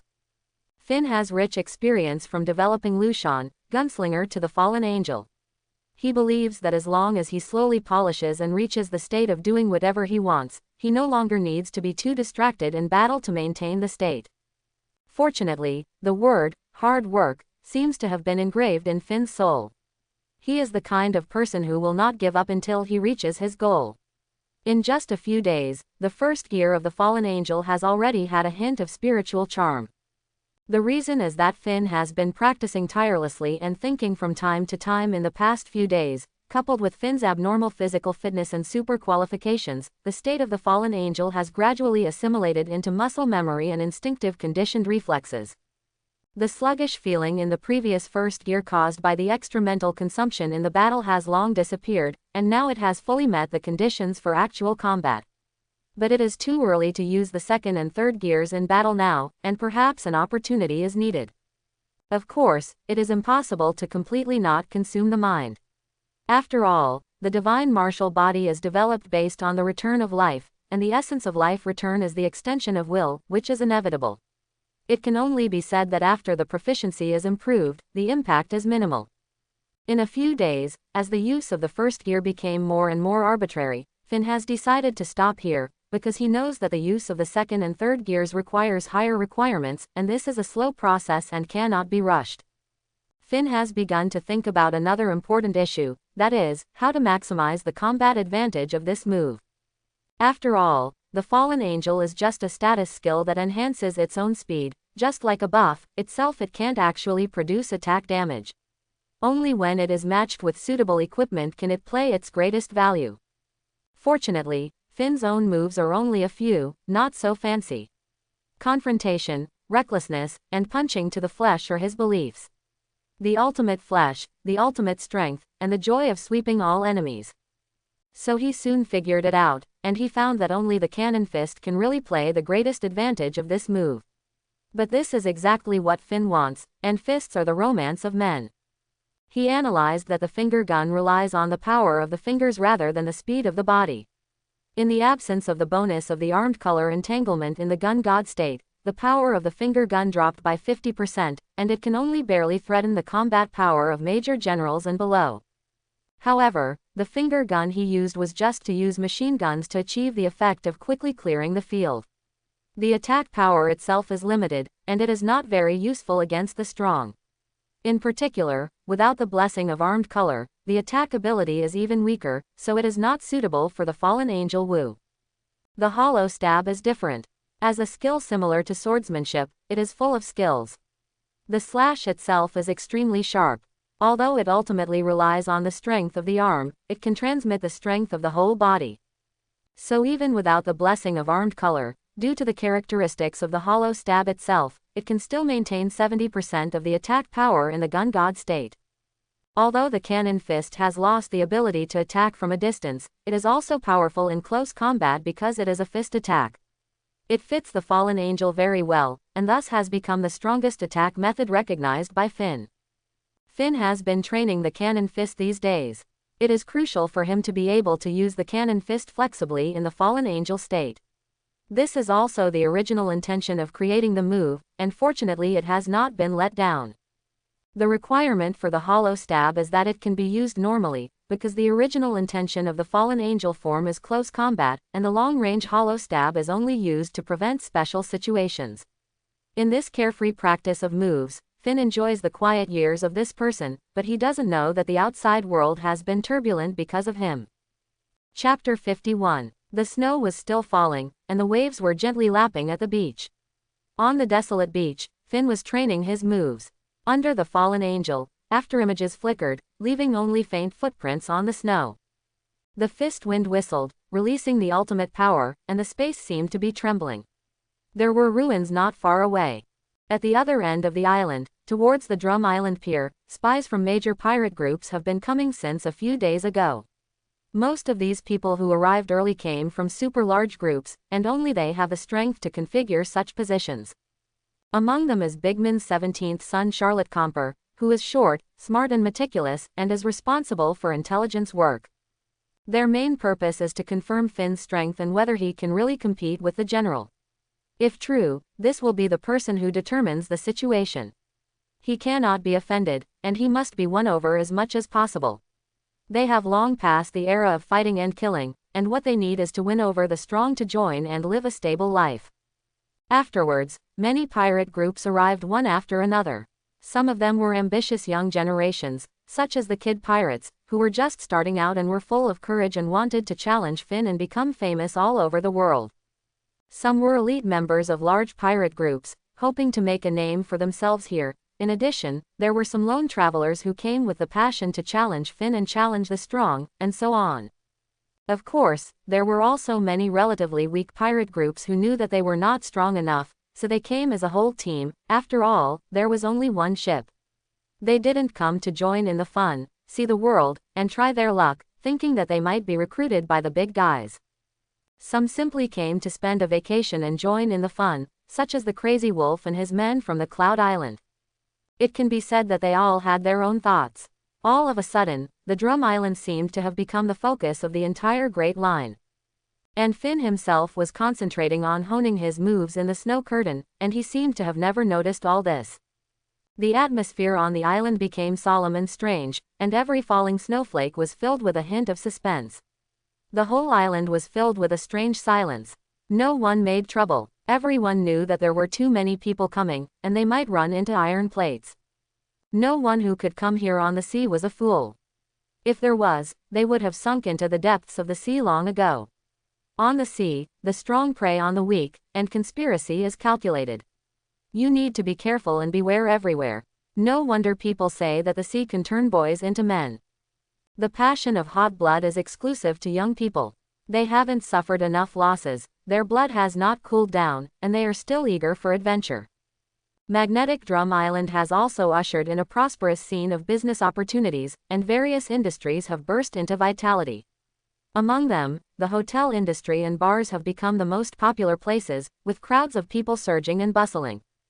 These pirates, who do not work, have never known that money is hard-earned, and they spend lavishly, enjoying high-end red wine and cigarettes. Of course, isn't this the dream of many people to become pirates, hoping to make a fortune? The permanent pointer of Drum Island is in short supply. After all, this is the center of the storm, and it is necessary to have it. Some people may say that these pirates are really idle. Yes, that's right. What can pirates do? It's just eating, drinking and having fun. A strange picture is presented on the island. From the perspective of God, you will be surprised to find that Ace, who is determined to catch Blackbeard, is staying in the same hotel with Blackbeard, and they are only a few houses away. At this time, both sides are unaware of each other's existence and are waiting for some important news. Since leaving the Whitebeard pirates in the worst way, Blackbeard knew that he would be chased and intercepted by the Whitebeard pirates because he committed the biggest taboo of the world's strongest man. He can come to Drum Island with a swagger, which means he has his own support. Having been on Whitebeard's ship for so many years and experiencing countless battles, he was able to survive, which was enough to show how powerful he was. Moreover, he did not need to sleep, and had twice as much time to practice as ordinary people. Of course, from Red Hair's injuries, we can see that he was at least at the level of a quasi-admiral. After so many years of bearing humiliation and secretly accumulating strength, he finally got his wish and waited for his dark fruit. Did he wait for the fruit, or did the fruit choose its owner? This dark fruit, which is a perfect match for Blackbeard, is really a mystery. He knows how to endure when he has no strength, and he takes decisive action when he has strength. It can be seen that he is a bold, careful, resourceful, and decisive person. I have to mention that Oda is a cartoonist, and the characters he created have caused people to have a deep misunderstanding of Blackbeard. Many people seem to have determined that Blackbeard is the funny face in the anime, and he even has a few teeth missing in his mouth. This is just to create a funny effect visually, so those characters with unique personalities, different values or personalities are too stereotyped, thus uglifying the character image. The same is true for the celestial dragons. Can the characters who enjoy the best treatment in the world really be that kind of funny image? If they are all such idiots, then what kind of justice do the strong men in the Navy insist on? Every group has a group of termites, regardless of region, no matter which world or era they are in, there is never a shortage of them. In fact, Blackbeard is a tall middle-aged man with a thick black beard, a body that shows more muscular lines, and no extra fat. If Finn were here, he would curse, brainwashing. It is said that capitalists are all dead fat pigs. His team has only 4 people, but they are all strong. This time, in addition to avoiding the pursuit of the Whitebeard pirates, he is also planning to develop his own power. He knew very well that no matter how strong he was, he could not compete with the world's #1 pirate group. He was made of iron, but he could not hit a few nails. For such a great opportunity, he would never let it go easily. He wanted fame and recruited soldiers, not to live a life of hiding. After decades of waiting, he has never lacked patience. At this moment, he is waiting for the storm to brew and waiting for his stage. On the other side, Miss Bacon and her silly son Edward Weeble were rushing to Magnetic Drum Island. "Mom, can I really get Dad to recognize me this time?" Edward Weeble asked Miss Bacon sincerely. "Of course, as long as we get Finn's head, we will be famous all over the world." By then, Whitebeard will compete to recognize you as his son. Miss Bacon looked at her proud work, her silly son. Only she knew what she was thinking. Son, row faster. Speed up. Don't let Finn slip away. Okay, Mom, I'm rowing hard. I saw a small boat speeding on the sea. Captain Ace, there is news. The young man ran over breathlessly and told Ace the results of the exploration. A hunter said that he saw a man far away on the east coast, constantly attacking the mountain, causing a huge shock. He didn't dare to get close, but just saw it from a distance, but from his description, it seems to be Mr. Finn. Well, good job, hard work. Ace smiled at the young man, handed him a bottle of wine, and signaled him to have a good rest. Then, Ace quickly set off to the place specified in the message, and his figure turned into a burst of flames and quickly disappeared in the air. At the same time, Finn was also ready to end his practice. Suddenly, a flame flashed in the air at an extremely fast speed. In a few blinks of an eye, it had arrived in front of him. Ace quickly changed back to human form, staring at Finn, and glanced at the potholes and rubble on the mountain peak. A large piece of the entire mountain wall was cut out, and the scattered stones covered the ground. The corners of his mouth twitched unconsciously, and he felt like laughing. Is this guy a violent maniac? However, Ace had learned etiquette, and he bowed politely to Finn, smiled slightly and said, "Your rent D." Finn. Bodaka's D. Ace. Ace introduced himself politely. Finn's eyes fell on the somewhat masculine young man in front of him. He detected a hint of immaturity and innocence in his eyes. It seems that he lives a very stable life under the protection of Whitebeard. Oh, Fire Fist Ace, the captain of the second squad of the Whitebeard group. Finn responded lightly, I wonder what you want to see me for. I heard that you taught Luffy hockey. As your sworn brother, I have to express my gratitude, right? Ace said sincerely. So that's it. Finn understood in his heart. It seems that Ace attaches great importance to the brotherhood. However, Finn has long been uninterested in the grievances and hatreds in the pirate world. Perhaps it was the daily life of firewood, rice, oil and salt in his previous life that made him lose his passion and enthusiasm. With the growth of strength and the recovery of a sense of security, he gradually returned to the calmness of his previous life. Or he really does not belong to this world, from beginning to end. Perhaps the pursuit of transformation is the constant guidance of this subconscious mind. When Ace arrived, he just acted calmly, without causing any ripples in Finn's heart. He treated him calmly, just like an ordinary person, no different from the common people. However, Finn still said politely, that's not necessary. I was also wandering around at the beginning, with nowhere to go, and I stayed in Windmill Village by the way. Teaching Luffy was just a side job. Besides, that guy treated me well that year, ha ha ha. Finn couldn't help but recall his time with Luffy, and his mouth corners slightly raised. Luffy is so thick-skinned, I really don't understand how he survived all the way. He had such an unreliable captain, and the guys on the ship should be exhausted enough. Finn couldn't help but complain in his heart. Luffy was born to make people laugh, and people couldn't help but smile when they thought of him. Maybe that was the so-called D's will. Ha ha ha, I didn't expect that someone like you would have a wandering experience. Ace couldn't help laughing. Life is always full of surprises and changes, isn't it? Finn smiled calmly, and couldn't help but think of his life experience on a deserted island, and couldn't help but fall into memories. Suddenly, Ace said something that surprised Finn very much. Hey, Finn, join our Whitebeard pirates. Ace looked at Finn intently, his tone firm and serious. Finn couldn't react for a while, this was beyond his expectations. He was confused in his heart, is this really what Ace should say? But it seems that there is something wrong, am I familiar with him?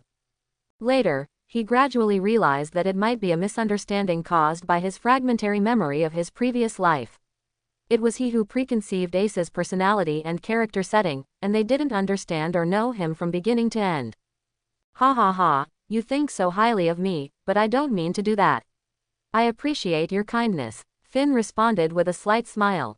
Yes, it's natural for a man like you not to be inferior to others.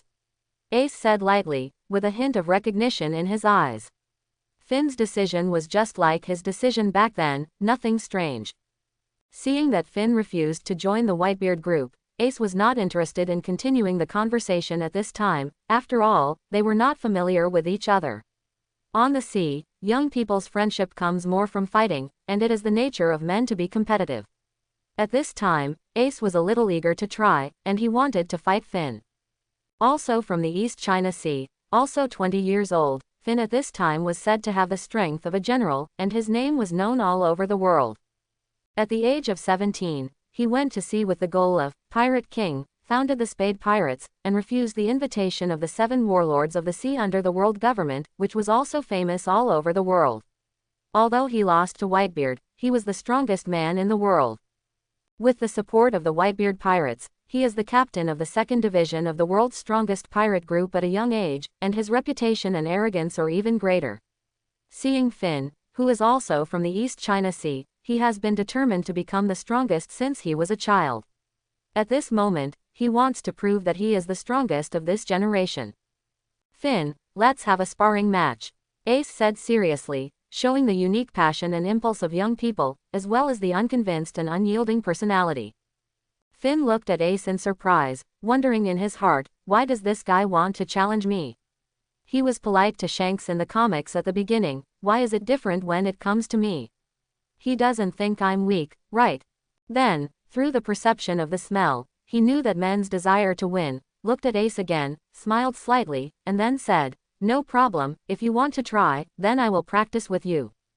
Ace seeing this, the fire of war in his heart burned even more fiercely. He felt that Finn's attitude seemed a little disdainful. On the sea, he, Ace, the Fire Fist, was also famous. He decided to teach Finn a lesson and see the true level of the strength of Finn, the rumored admiral. Ace was quite dissatisfied with the description of Finn's admiral's strength in the newspaper, and he was worried about it. He thought that this statement was exaggerated. Finn's strength might be strong, but it was definitely not so terrifying. As the captain of the 2nd team of the Whitebeard Pirates, Ace has been confronting the Navy on the sea for many years and knows the combat power of the admirals of the Navy. That is the trump card of the Navy. Every admiral is a human disaster. Ace is confident in his own strength and does not overestimate it. He does not think that he can be comparable to the admiral now. After all, he is still young, just in his early 20s, and his current strength is enough for him to look down on the world. In fact, it is true. Without Finn's appearance, Ace's strength is unique among the young generation, and many veteran strongmen can hardly match him. At this moment, the two men confronted each other, and neither of them took the initiative to attack. Ace did not think that he was weaker than Finn, and taking the initiative would make him look guilty, and Finn would not do that either. The two sides just watched quietly. Go ahead, if I do, you won't have a chance. Finn chose to come out and break the stalemate. He knew that his current strength was completely beyond Ace's reach, so he didn't want to waste time. Even if Whitebeard came, he didn't think he would lose. As soon as these words came out, Ace felt a touch of anger in his heart. This guy is too arrogant, and he actually looks down on me so much. Okay, Mr. Finn, then I won't be polite, Ace said coldly, and his face was no longer polite as before, but a hint of anger instead. However, Ace will soon understand that what Finn said was not arrogant, but the truth. At this time, on the Drum Island, everyone was attracted by the deafening explosion. From time to time, there were flames blooming in the night sky, and huge pillars of fire intertwined into a thrilling scene. The sounds of explosions, earthquakes and collisions echoed throughout the island. At this moment, the tranquility of the island was broken by the sudden battle, and the night sky was filled with a tense and fierce atmosphere. Captain, we have to go over and take a look, Badgers asked Blackbeard Teach with some curiosity. At this time, Blackbeard was also staring at the afterglow of the battle in the distance, looking absent-minded, as if thinking about something. This is the flame ring fire pillar. It's the Fire Fist. It seems that Captain Ace is fighting. Who is the opponent? Could it be Julant D. Finn? Blackbeard kept analyzing in his heart. There is a feeling of being evenly matched. Is he a real strong man, and the newspaper is not exaggerated? After a while, he made up his mind and decided to go and find out in person. Let's go and take a look, Blackbeard shouted to Badgers and Van Oka, and Poison Q was not here. I don't know what other mission he went to. Mom, it seems that there is a fight over there. Should we go to fight? Edward Weeble asked Miss Bacon curiously. But at this time, Miss Bacon did not reply to him immediately, but analyzed the situation in front of her. This is Fire Fist Ace. Who is he fighting with? Miss Bacon stared at the scene in the distance and said to herself, is it Julant D. Finn? It should be right. Son, let's go over there and take down Julant D. Finn's head. Let Whitebeard recognize your strength. After a brief thought, Miss Bacon immediately called Weeble and prepared to set off. At this moment, the various pirate groups also noticed the movement on the beach, and they all rushed over curiously, wanting to find out and see which two strong men were fighting. This sudden battle aroused everyone's excitement and curiosity, and the entire island was shrouded in a tense and expectant atmosphere. At this time, the two people in the battle had not yet realized that their battle had attracted the attention of the entire island. I saw Ace attacking Finn with all his strength. Almost all of his moves had been performed, but Finn was calm from beginning to end. He just waved his arms and did not leave his feet to disperse Ace's fire attack from a distance. This scene made Ace more and more anxious, because his moves seemed to be ineffective against Finn. Ace really misunderstood Finn. It was not that Finn despised him, but that all the skills used by Ace were fire attributes, which made Finn feel a kind of resistance in his heart and unwilling to have too much contact with him. In addition, Finn had no idea how strong the ability of the natural fruit was. In the final analysis, he had too little combat experience, so Finn had been maintaining the Shinwushin second-style gun god state for defense, and using cannon fists and finger guns for long-range attacks.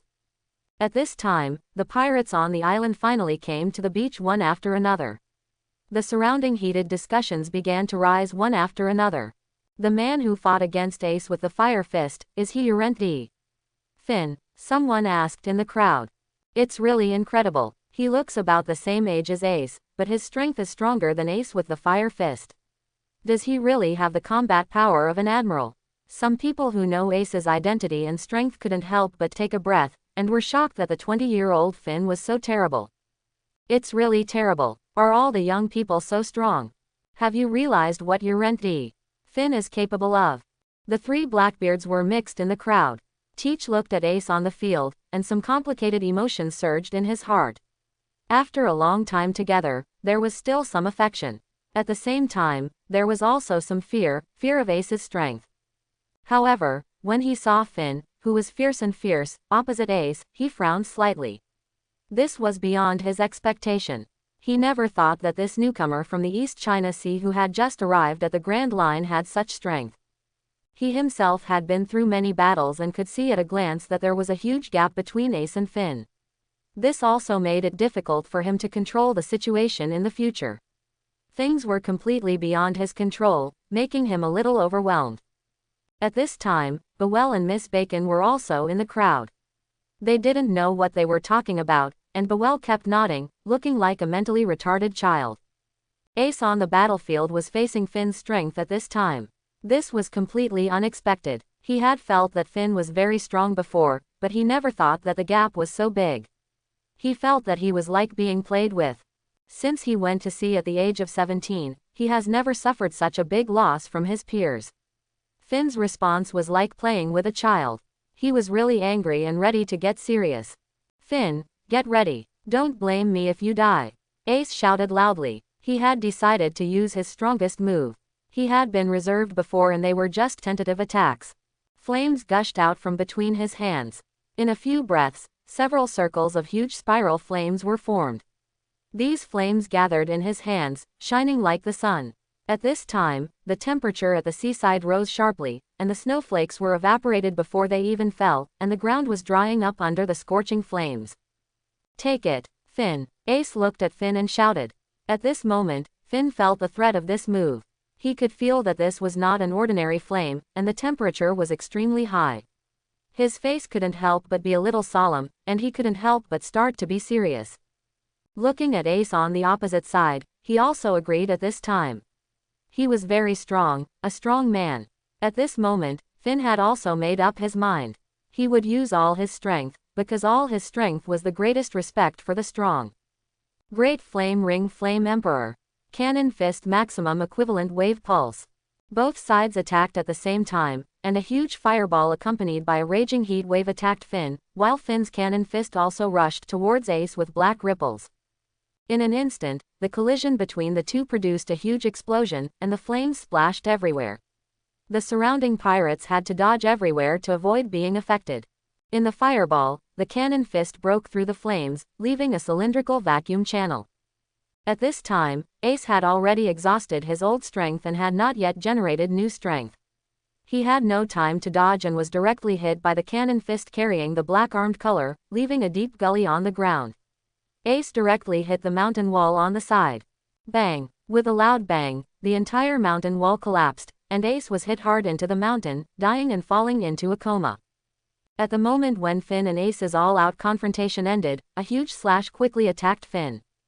The person who attacked was the big fool Edward Weeble. Under the instruction of Miss Bacon, he seized Finn's momentary gap and cleverly used the opportunity when he had not yet gained strength. At this time, Finn could only rely on his own speed in a hurry to barely dodge the attack. However, the next battle has just begun. Buell is obviously a stubborn person, or he has been completely brainwashed by Bacon. He always executes her orders without hesitation and will not stop unless he receives a stop order. He waved the pheasant sword and launched a fierce attack on Finn. Finn, who lost the initiative in a panic, could only deal with it, and used his fist wrapped in armed color to violently collide with the pheasant sword. The sound of the collision was heard and resounded all around, and every collision between fist and sword was sparking. Buell's sword danced like a storm, swiftly and with lightning speed. Every slash was powerful, giving people an irresistible sense of oppression, and the pirates couldn't help but gasp. Although Finn was not at a disadvantage, the battle had entered Buell's rhythm. Although Buell's slashing could not cause any injuries to Finn. However, Finn did not dare to be careless at this time.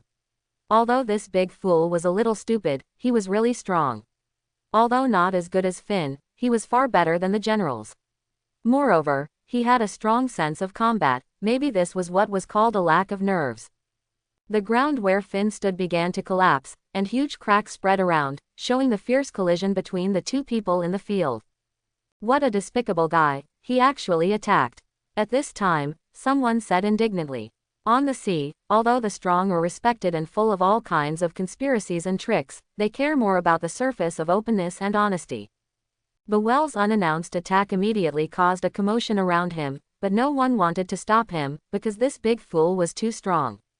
Anyone can be righteous, but only fools would risk their lives. "Captain, will Lord Finn lose?" a member of the Mad Wolf Pirates said worriedly as he looked at the battlefield.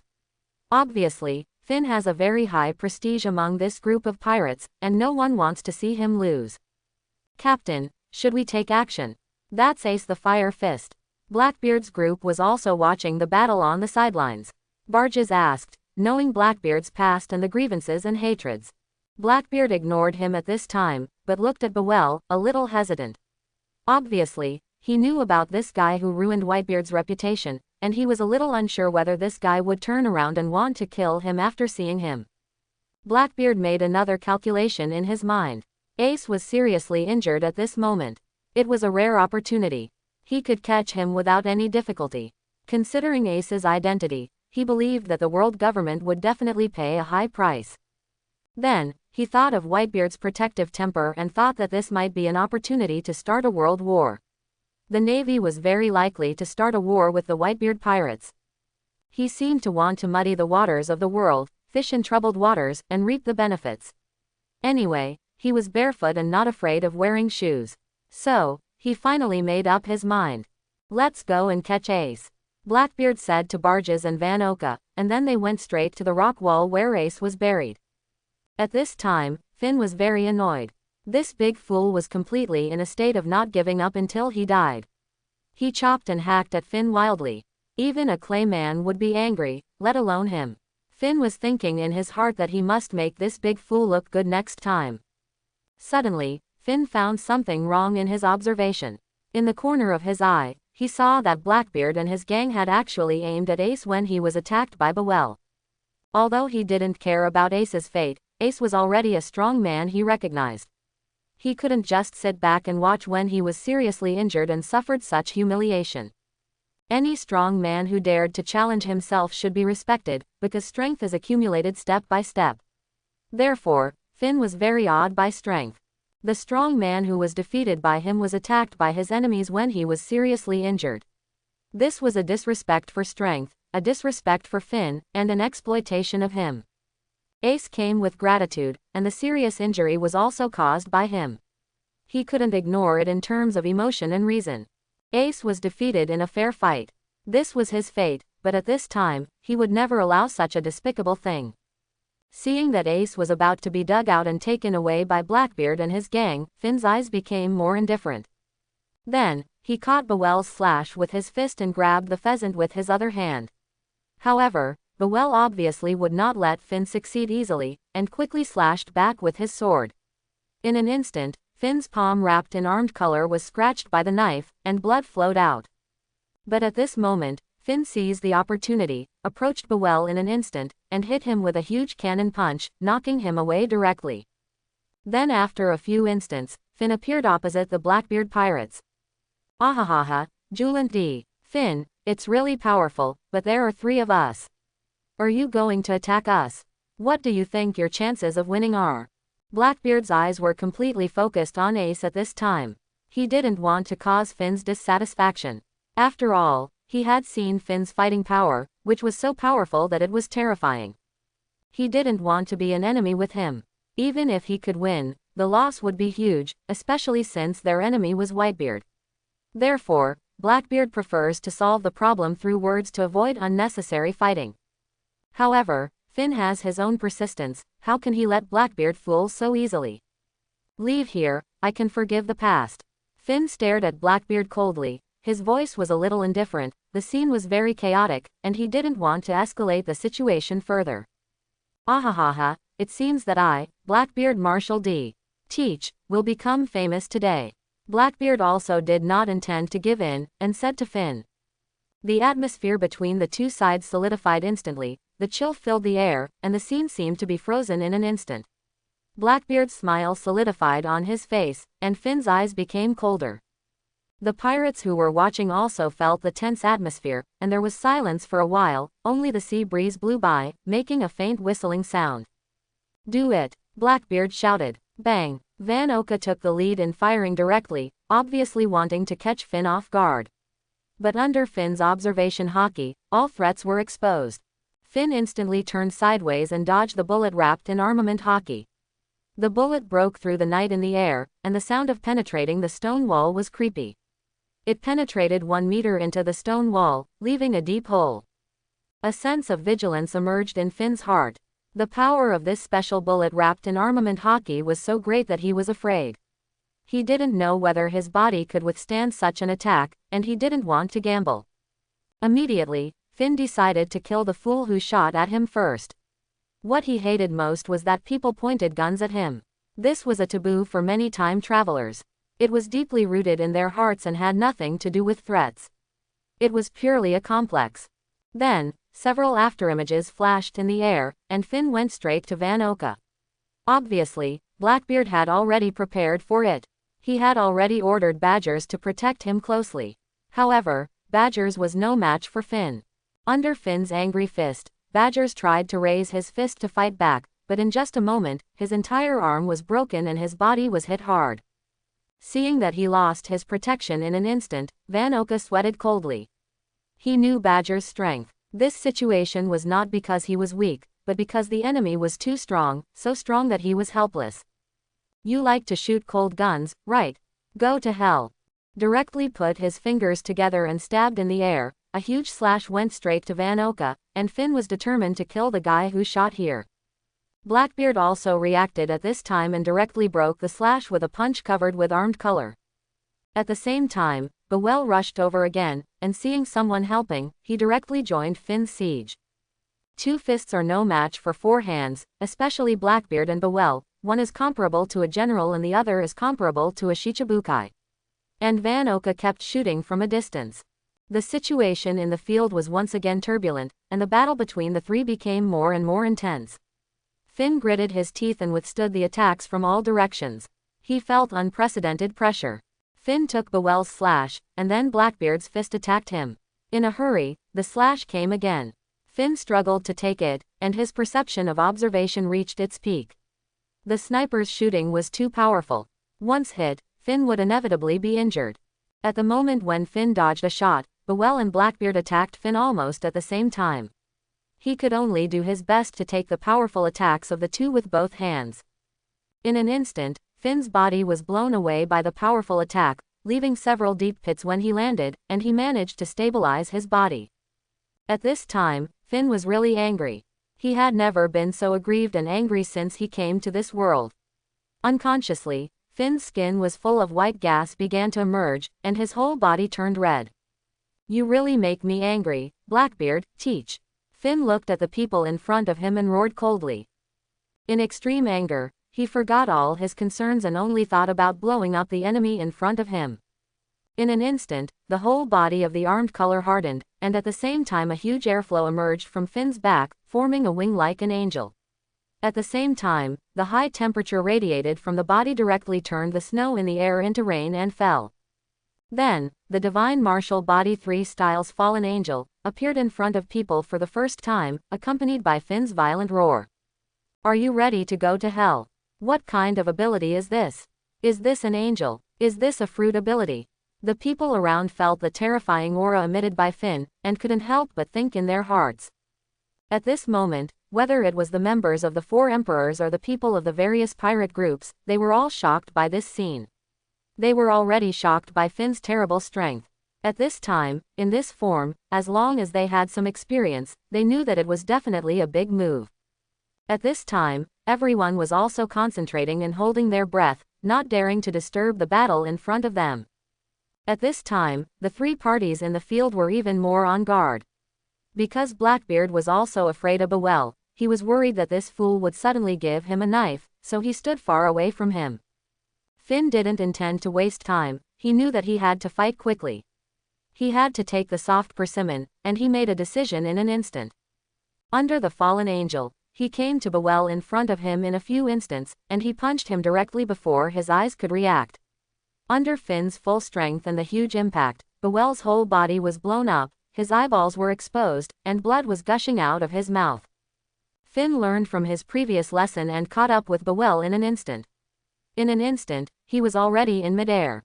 Before Bowell could resist, he used his full-strength Ryuzakura cannon punch to achieve the classic scene of hitting low from high. Under Bowell's horrified expression, Finn punched him so hard that he bled from all 7 orifices. He didn't know how many bones were broken, which was horrible to see. The falling body hit deep into the ground. The earth was shaking, and the ground seemed unable to withstand such force, and collapsed 5 meters in an instant. In a short moment, with only 2 punches, before Blackbeard could react, and while the sniper was still trying to find the target, Finn had already killed Bowell. At this time, Blackbeard was no longer laughing and joking, and everyone looked nervous. Then Finn activated his ability, and in a few flashes, before Blackbeard and his men could react, he had already arrived in front of Blackbeard and punched him hard. Blackbeard was obviously not ready at this time. He could only use his fruit ability to harden his armament and forcibly take Finn's attack. Under Finn's fast sprint punch, Blackbeard was instantly knocked out. The huge force of his fist made him spit blood, but fortunately, his strength was very strong, and he stood firm in an instant.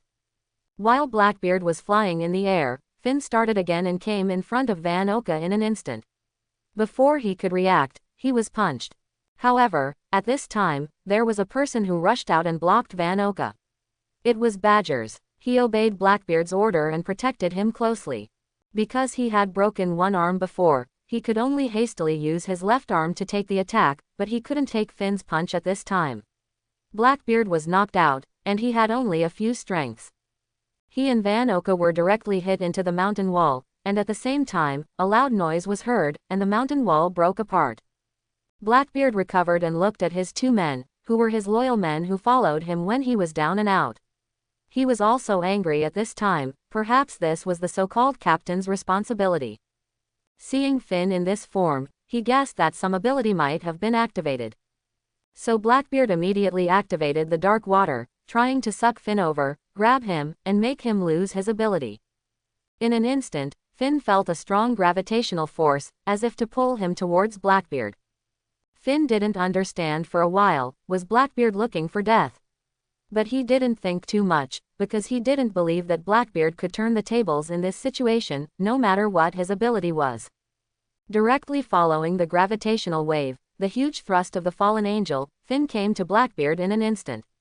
Just when Blackbeard's huge gravitational force in both hands wanted to control Finn, Finn also launched a cannon punch at Blackbeard. With a bang, the sound of broken bones rang out, and Blackbeard's hand was directly broken. How is it possible? Blackbeard looked at the ineffectiveness of his ability and said in disbelief, "You are not a fruit ability user." Finn sneered and showed a ferocious smile. "Yes, I am not a fruit ability user." After that, he directly hit Blackbeard with a cannon punch again, knocking him out. Blackbeard roared in pain, and the situation at this time was obviously out of his control. The others in the field were also stunned. They didn't expect that Finn was not a fruit ability user, but had such a strong strength. Finn decided to pursue the victory. This time, he was determined to keep Blackbeard here.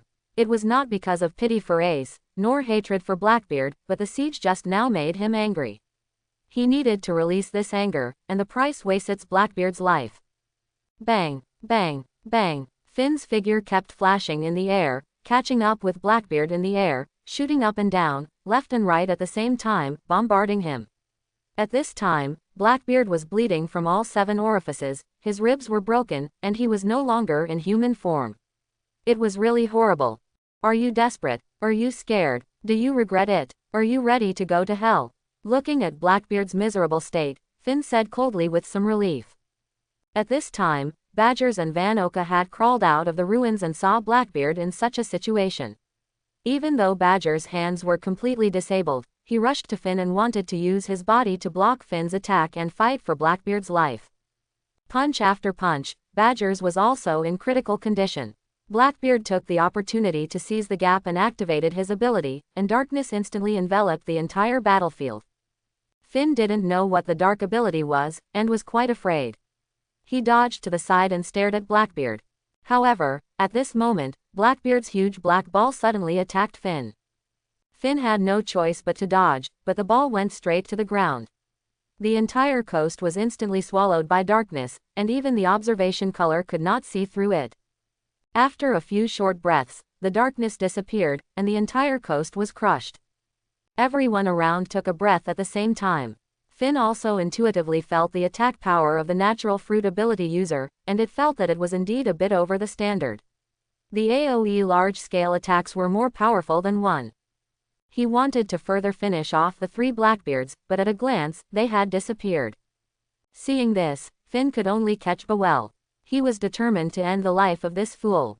Looking around, he also found that there was no trace. It turned out that Bowell had been rescued by the cunning Miss Bacon when fighting with the Blackbeard group. It was a waste, right? Pirates really can't kill people, right? Finn couldn't help but mutter in his heart. Then he released his fallen angel form and said to Mad Wolf and his group, "Mad Wolf, bring Ace and follow me." "Yes, Master Finn." Mad Wolf was ecstatic and glanced around proudly. Ahahaha, ahahaha. On the boat, Blackbeard, who had temporarily escaped from danger, was laughing wildly. At this time, Poison Q was also on the boat. It turned out that Blackbeard had planned to let Poison Q, who had the weakest frontal combat ability, prepare the boat in advance, so he did not show up in the previous battle.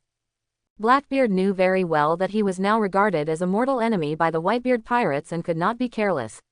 If his whereabouts were leaked, a group of sharks would be attracted, so he made preparations in advance so that he could evacuate quickly in case of bad situations.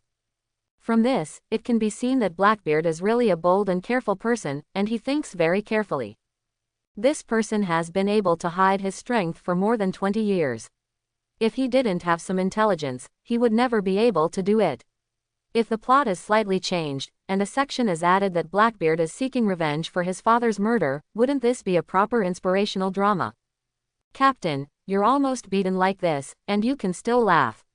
I really admire you. Badgers looked at the laughing Blackbeard in silence, and couldn't understand why he was still in the mood to laugh. At this time, Blackbeard had already been simply treated by Poison Q. His whole body was covered with bandages, just like a mummy, which showed that he was really seriously injured this time. Badger's hands were also broken, and there were few intact parts of his upper body. He was really almost beaten to death by Finn at the beginning. Now he still felt scared when he thought about it. Badgers, aren't we still alive? Be happy, life and death are all destiny. If you are afraid, you are finished, ahahaha. Badgers looked puzzled, and felt that Blackbeard's words were quite meaningful, but he felt something was wrong, and he was confused. Was he Pua by the captain? As long as you are alive, your dreams will never end. Blackbeard was obviously instilling the concept of success to his subordinates again. This guy's brainwashing ability is really first class.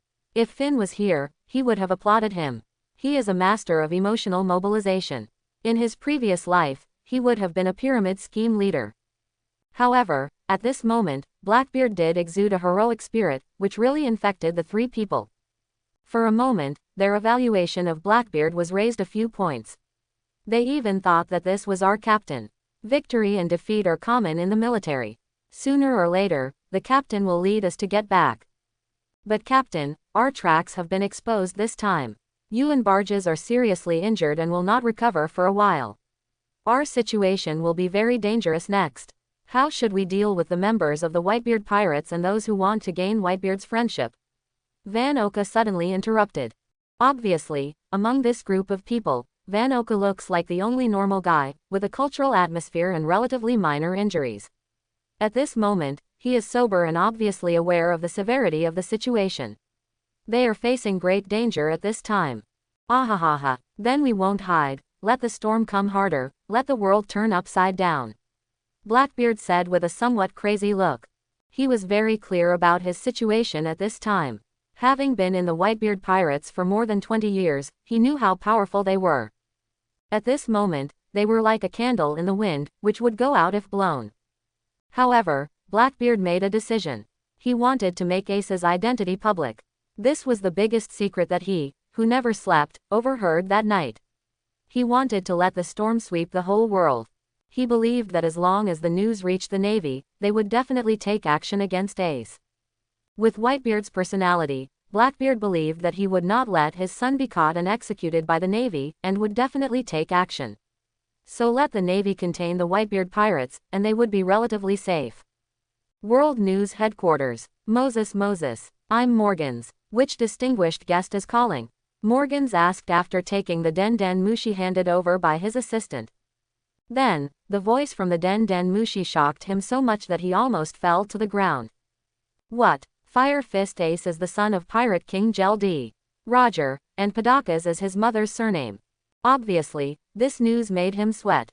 It was too explosive. He couldn't have not known what it meant, especially since Fire Fist Ace was in Grand Orbiter, on the Navy's territory. The Whitebeard pirates are the most protective pirates. Whitebeard, who has no offspring, regards all members as sons and treats them as family members. This is also what Whitebeard has always adhered to. He and his family live a quiet life, which is one of the reasons why the Navy did not waste too much energy on him, because Whitebeard is not very aggressive. However, if anyone dares to touch his family, then the strongest man in the world will tell you what is truly the strongest in the world. Are you telling the truth? Morgans was speaking a little intermittently at this time, and he was too excited. This is a piece of news that shocked the world. He was afraid that he was hallucinating or heard it wrong, so he urgently needed to confirm it. Ahahaha, the news is true. On the other end of the Den Den Mushi, there was only a burst of laughter and a sentence, and then it was hung up. At this time, Morgans was still shocked, muttering to himself, is the world going to be destroyed? Something big is going to happen. The assistant was also shocked. Obviously, he had followed Morgans for many years and was very sensitive to intelligence. If this news is true, then the Navy's previous merits of executing Roger will bear a huge stain. Pirate King Roger opened the era of great pirates. Young people everywhere were inspired by him and sailed for their dreams and freedom. Roger became their spiritual pillar. Although he has passed away, he did die with a smile. Roger's smile at death made the young people's blood boil. For the sake of dreams, what is there to fear about death? And now, if we know that the descendants of Pirate King Gel D. Roger are still alive, the blood of the Pirate King is still passed on, and the will still exists, I dare not imagine whether the times will go out of control again. The current situation is already extremely difficult for the Navy, and the 7 Warlords of the Sea system has been activated, which is a disguised compromise with pirates. This has dealt a heavy blow to the justice advocated by the Navy, and has caused an uproar within the Navy, and a large number of Navy personnel feel ashamed. The most disgusted person among them is the former Admiral Zephyr, who personally experienced the painful experience of his entire family being killed by pirates.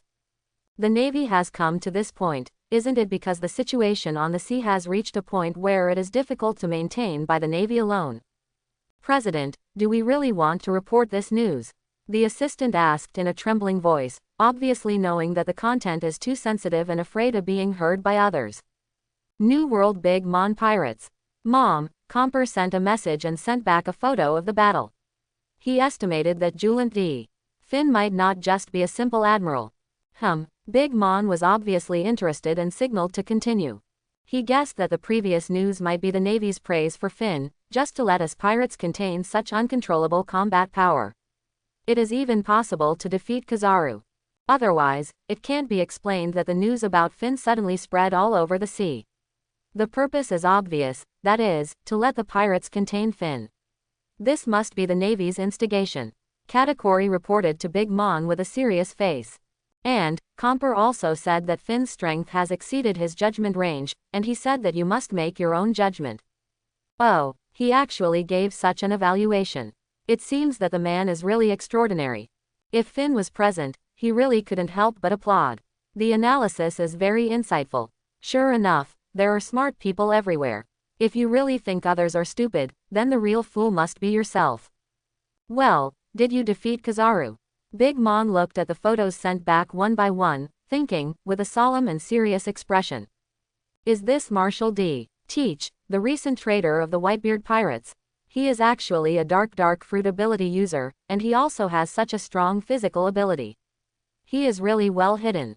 Where did Urent D. Finn come from? Is he a real physical powerhouse? Are there still young people who insist on this path in the sea? Big Mon looked at the intelligence photos in his hand and pondered in his heart. When he saw Finn's Divine Martial Body 3 Styles Fallen Angel, he was so excited that his eyes almost popped out. Is this the advanced application of life return that Captain Rox said only the truly powerful can access? Could it be that Julian D. Finn's life return has been cultivated to the level of Rox? How old is he? At this time, Big Min's face was full of disbelief. New World Whitebeard Pirates. On the Whitebeard Pirates, the atmosphere was tense. It was the time for the meeting of the 2 emperors, who were confronting each other and arguing about Ace's pursuit of Blackbeard. The 2 sides were fierce and a conflict was about to break out. Suddenly, someone brought new news about Ace, breaking the tense atmosphere.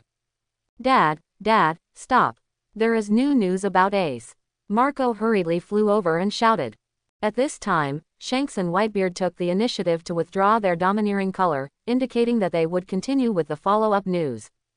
On the Drum Island of the Grand Line, Ace went to meet Finn and challenged him. Marco reported. He observed Whitebeard's expression and then looked at Shanks. Go on, don't worry about this kid, there's nothing to hide. Whitebeard said lightly, obviously not thinking it was a special secret. Marco thought, if Ace knew that I spread the news that he was knocked out with one punch throughout the New World, would he bother me every day and challenge me to a duel? However, he still listened to Whitebeard's words and continued. Ace was defeated in the fight with Finn. He used his full strength to perform the Flame Emperor, but was knocked out by a punch from Julian D. Finn. What? X-100. Everyone on this ship knows how strong Ace is. Shanks also knows it well. After all, in the New World, Ace, the Fire Fist, is a well-known name that has been earned through real efforts. Now, he was knocked out by a young man of the same age in one move on the Grand Line, and was even knocked unconscious. This completely subverted their cognition. Shanks also looked incredible. Now it seems that the strength of the Admiral may be conservative. Everyone can't help but think, is it already at the level of his father? This is simply unbelievable. Everyone was stunned. Marco looked at their surprised expressions and felt a little better. After all, he had the same expression when he first heard the news. However, he still had more explosive news in his heart, which made him secretly proud. You wait for the shock. Marco's heart was full of evil interest. Edward Weibel suddenly attacked when Finn defeated Ace, Marco said carefully, and his eyes couldn't help but glance at Whitebeard. Seeing that Whitebeard looked normal, he felt relieved and continued. While they were fighting, Blackbeard, also known as Teach, wanted to seize the opportunity to capture Ace. At this point, the atmosphere on the ship suddenly became cold, and it was obvious that everyone was furious. But Finn stopped him, and then Blackbeard and Weevil were all seriously injured by Finn. If it weren't for his men risking their lives to save him, Blackbeard would have been beaten to death. Marco continued. At this time, the atmosphere on the ship eased. Hearing that Blackbeard was almost beaten to death, everyone was very relieved and hated that they were not at the scene and could not see it with their own eyes. This shows how much Blackbeard's actions were resented by the Whitebeard pirates. What? How is this possible? Blackbeard and Weevil were defeated by Julant D. Finn alone and almost beaten to death. Are you telling the truth? Shanks obviously couldn't believe it. Others didn't know Blackbeard's strength, but he didn't know it. The scar on his eye reminded him of the strength of his enemy in real time. Is this Julant Finn really that strong, a 20-year-old young man? Shanks was shocked, his face was dull, and he looked incredulous. He had bet on Luffy of the new era, but now he heard that he might have made a wrong bet. After more than 10 years of waiting and enduring the pain of losing his arm, a fierce man of the same generation as Luffy appeared when the flowers were blooming. He could beat Luffy and his strength might not be inferior to his own. How could he accept this? What about Ace now? Whitebeard was obviously very concerned about the successor he trained, and said with some worry on his face. According to the intelligence personnel, Ace was taken to Dr. Kurha on Drum Island by Finn for treatment.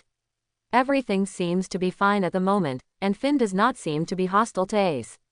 It may be because Finn and Straw Hat Boy, Ace's adopted brother, seem to have a good relationship. Marco continued. Well, it seems that Ace has saved his life this time. Whitebeard was also relieved after hearing this, but he immediately thought, maybe this is not a bad thing for Ace. Let this kid see how big the outside world is, and see if he dares to act like the boss of the sky, the second of the earth, and he dares to look down on ordinary people. Whitebeard didn't care too much about Finn injuring Ace. If a man loses, gets injured, or even dies in a battle, it is a man's honor. Besides, isn't this the final destination of a man of the sea? However, what Whitebeard didn't know was that a storm was brewing, which would stir up changes in the world. He, Ace, and the Whitebeard pirates would not be spared. Sengoku, Garp, Vice Admiral Suru and the three admirals are discussing Finn's affairs in the admiral's office at the Navy headquarters. Although Finn was brought to the surface by them, the strength shown by Finn in this battle has reached a point that cannot be ignored. Since Kizaru's hand was broken by Finn, the discussion about Finn has entered a long period of silence. Everyone understands that angering this person will lead to unbearable consequences, and it is not impossible to lose one's life. Therefore, for Finn, people chose to remain silent and dare not act rashly. At this stage, cold treatment seems to be the only wise choice, not only to protect oneself, but also out of consideration for the overall interests of the Navy. For the time being, no one wants to take the initiative to stir Finn's tiger whiskers, because this may trigger an uncontrollable storm. Therefore, it is better to choose to wait and see, allowing those curious or brave pirates to explore Finn's details. So that the Navy observing in secret can have a deeper understanding of Finn's strength and find ways to deal with him. Because the Navy's top brass always had a worry in their hearts, that is, whether the storm of Finn would sweep the Navy, so they had to prepare for it in advance, so as not to be caught off guard. This Durant D. Finn is really unpredictable. His progress is so fast that it is simply amazing. Zhongguo frowned deeply and said. Although he had expected that Finn would be unusual, his actual performance also made him feel pressured. We may have underestimated his potential before, especially his performance in combat far exceeded our expectations, Vice Admiral Suru said after a moment of silence. The most important thing is that we still don't have all his cards. Marshal Zhongguo, it's not good, it's not good. The communicator rushed into the meeting room in a hurry. It was obvious that the situation was very urgent. He didn't even notice the meeting of the top brass, and pushed the door straight in. Zhongguo frowned, but thought that his communicator couldn't be so unruly. After all, he had been with him for so many years, and he was very clear and realized that the situation might really be very urgent. What's the hurry? Is the sky falling? Or are the pirates calling? Take your time, don't be anxious. Zhang Guo pretended to be calm and relaxed, and teased. The correspondent said breathlessly. Just now, the deputy of the News King Morgan sent a message saying that Bodaka's D. Ace is the son of Gel D. Roger, and this news has been sent to the whole world, reminding us to be prepared. Nani, this fool, what on earth does he want to do? Does he want the world to be destroyed? Zhang Guo was shocked and broke out in a cold sweat, and then said angrily. His many years as a marshal gave him an extremely keen insight into the current situation. The Navy has been trying to erase the drastic impact caused by Gel D. Roger for more than 20 years, but everything it has done seems to be in vain. Even more and more young people have become pirates, longing for freedom and pursuing their dreams. It also plunged the world into a more turbulent and evil era, causing great pressure on the Navy, and even caused the Navy to be short of young people, and there was even a gap in the young generation of strong people. In the long run, how can the Navy continue to suppress the sea and maintain world justice? Roger has been dead for so many years, and the matter has not only not been settled, but has become more and more serious. I can't imagine how the times will go out of control after the news that he has a son comes out. Roger's son is actually fine. Akainu was also a little surprised at this time. After all, the Navy had made a terrible fuss about this matter, which not only violated justice, but also aroused the disgust of many Marines. The protest at that time even led to a wave of hatred against the Navy. Yo, it's terrible. The blood of the Pirate King, no wonder it is so extraordinary. It's really troublesome, Kizaru said casually, but his brows were slightly frowned. Call me quickly. Then he immediately ordered the messenger to call back quickly. Unfortunately, no one answered the phone. They called again and again, and the people on the scene waited very patiently. They were eager to know if there was still room for recovery. However, Morgans had obviously anticipated it and locked the Den Mushi in the safe, so no matter how they called, no one answered. It seems that it won't work. Next, everyone should prepare themselves, Zhang Guo said in a serious tone. Order all the warships on the Grand Line to rush to the Drum Island, and all the officers and soldiers of the headquarters who are not on the mission should stay on standby and prepare for war. He turned his head and said to Xiaohe beside him, Xiaohe, immediately order all the school-level officers of the Four Seas base to come to the headquarters to help. At this juncture, Zhang Guo knew that he had to act quickly, gather strength, and prepare for the battle. He knew very well the temper and strength of the strongest man in the world, and he would never give up his family. Kizaru, you rush over immediately and capture Bodaka's D. Ace. You must control him before things get worse, and don't give any chance to those conspirators on the sea. Don't let them take advantage of the situation and let things get out of control. Sengoku quickly ordered. Akainu, you led your men to support Kizaru immediately, and set off now. When necessary, I allow you to make your own decisions. Yes, I will. Aokiji, go to the Sabayati archipelago immediately and station for defense. Prevent the New World pirates from entering the Grand Line through Fishman Island. You must also pay close attention to the movements of that man and report any special movements in time. Then the three of them took orders, acted vigorously, performed their duties, and performed their respective tasks. Garp, you fool did it, didn't you? After the three of them left, Sengoku yelled at Garp. Obviously, Roger's son must have been concealed by Garp, because it was this fool who was closest to Roger. Ha ha ha, what's the matter, Sengoku, you're so flustered, it's not like you, I was just sleeping. Garp said with a look of disapproval. After many years of partnership, Sengoku knows Garp's character very well. This kind of fooling is simply telling him that it was he who did it. But when he thought about how things had come to this point, how many years of old partners, what could he do? Then he sighed and felt really tired. At this time, Vice Admiral Suru saw Sengoku like this and couldn't help but want to laugh. These two men, lifelong partners, each of them had their own plans, but what could the old buddy say? Maybe this is the bond between men.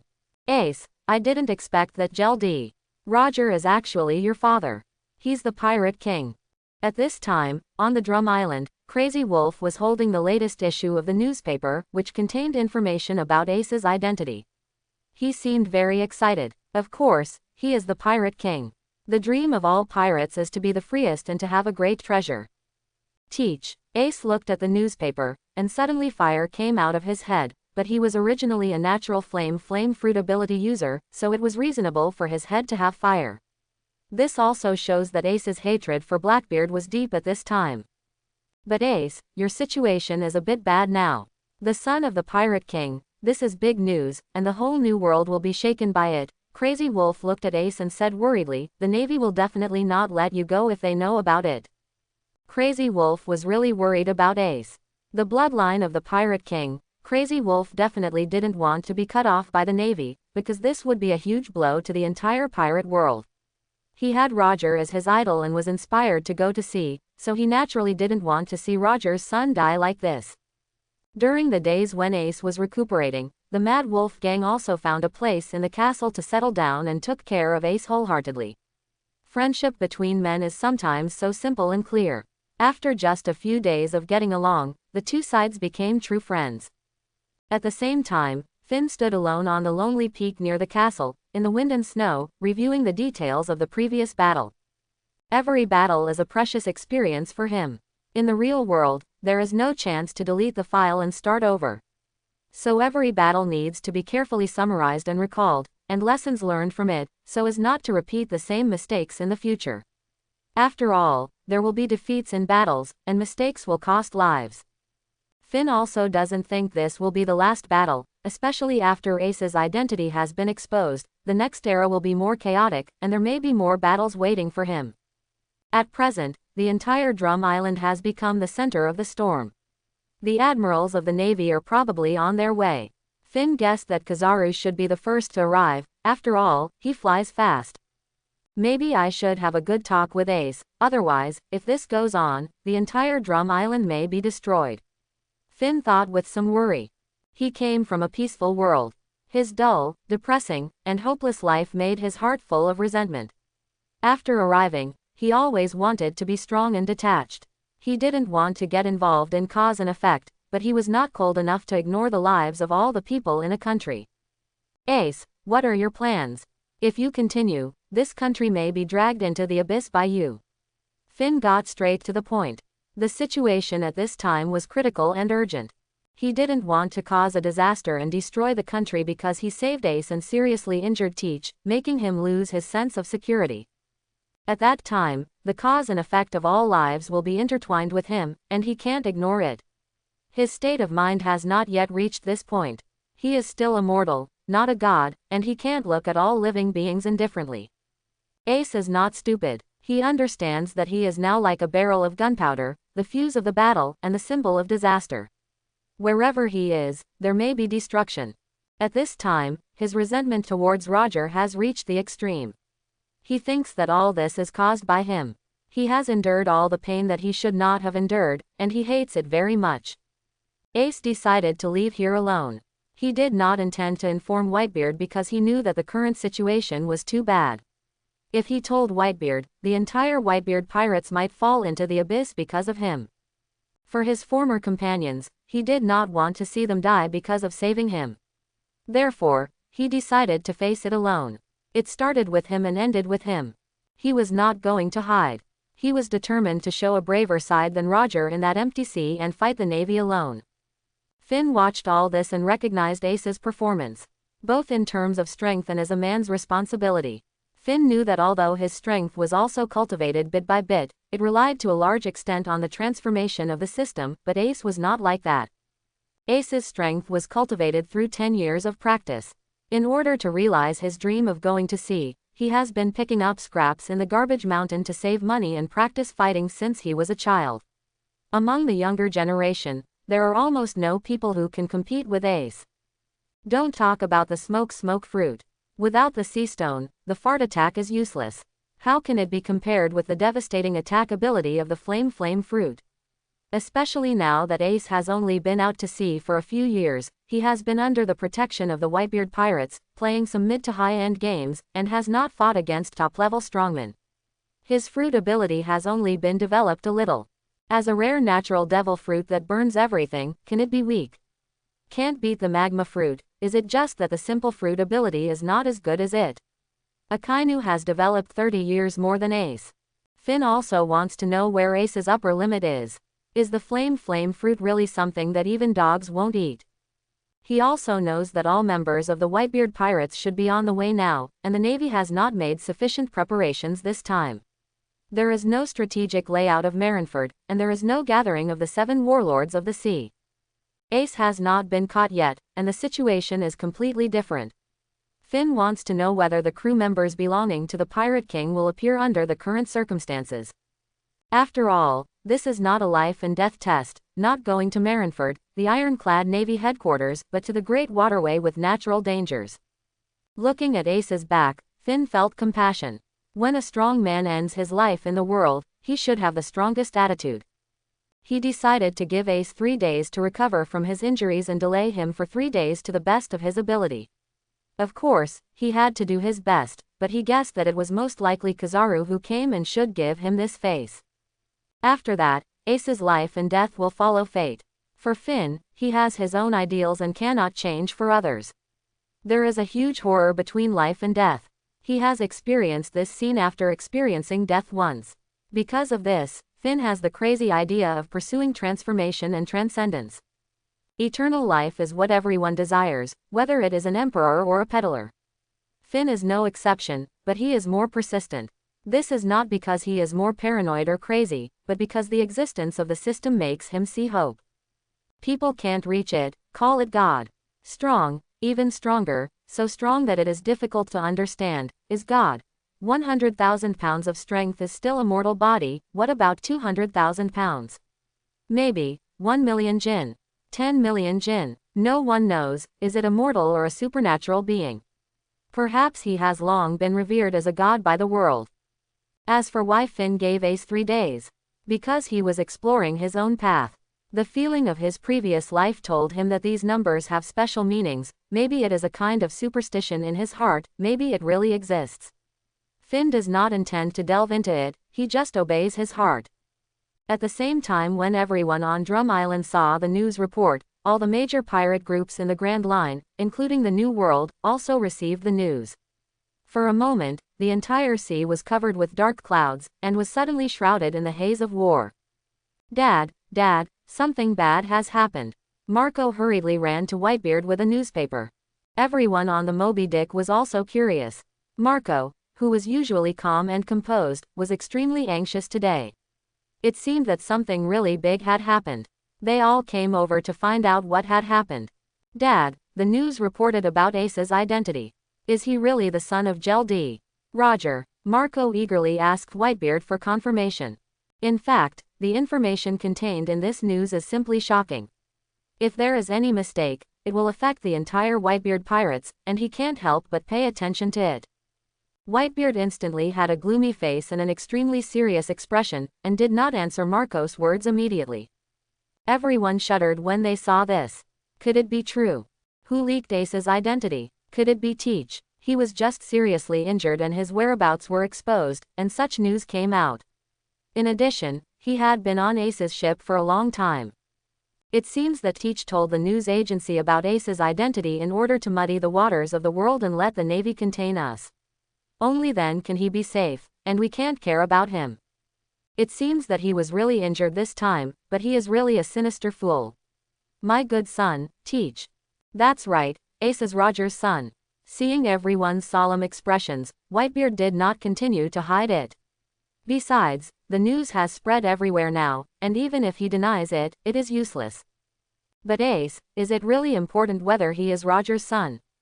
Whitebeard shouted to everyone, have you forgotten? I am Whitebeard. The ship was very lively at this time, and everyone had different expressions and expressed their opinions.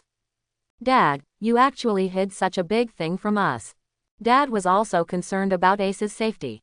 Besides, is it really that important to be the son of someone? We are pirates. When have we ever discussed bloodline? Marco said bluntly to everyone.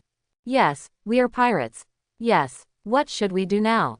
Ace is in the Grand Line, in the control area of the Navy. The situation is very dangerous. If we don't take action, it's only a matter of time before we get caught. Flower Sword Vista pointed out the key to the problem. Obviously, swordsmen are generally calmer. Everyone reacted at this time. It turned out that this was the most important thing now. Yes, do we have to run to the Grand Line to save Ace? Everyone was a little hesitant at this time. Ace is my son. He ventured to the Grand Line to protect my name. I decided to save him. As for your choice, I don't want to interfere. Pirates are free. Whitebeard was very determined at this time. He decided to save Ace for both emotional and rational reasons. He did not force the crew, but chose to let them make their own decisions. He knew that pirates were only right if they believed themselves. Squard, I know that what Roger did made you hate him, but you have to know that no one can choose their own origin. I hope you can think clearly whether you should pay for your father's hatred. Whitebeard said to the confused Squard. After listening, Squard fell into hesitation. It was a fact that Roger killed his companions, and his hatred for Roger was deeply rooted in his heart. He also had a good relationship with Ace, but now he knew that Ace was the son of his enemy. This was a great irony. At this time, he fell into an inner conflict. After some entanglement, he understood that he had no reason to resent Ace. Ace was born after Roger's death, and had nothing to do with him. Recalling his time with Ace, he also decided to save him. At the same time, everyone on the ship was united in hatred of the enemy. As expected of the pirates who roamed the sea, they all clamored to march into the Grand Line to rescue Ace. After all, they are not in crisis now, and it is not a time when everyone is in danger. Even if they fight, they will not necessarily lose. They are the Whitebeard pirates, with the strongest man in the world, the strongest pirate group in the world, and they dare not go to the Grand Line. Everyone on the ship is the face of the Whitebeard pirates, and each of them is extraordinary. None of them is a real weakling, otherwise they would not be able to board this ship. Years of fighting and confronting the Navy are commonplace, and there is no panic at all. Seeing that the military spirit is available, Whitebeard immediately ordered to set off directly and sail to Drum Island on the Grand Line. He also asked Marco to notify the 43 pirates under his command and let them decide whether to go. Obviously, this is just a formal notification. No one is stupid enough not to go. They are all people who rely on the Whitebeard pirates to live a chic life. If the big ship sinks, what hope is there for a good life in the future? Their fate is closely linked, and they will prosper together. Moreover, they are all heroes on the sea. If they don't go, won't it make people laugh?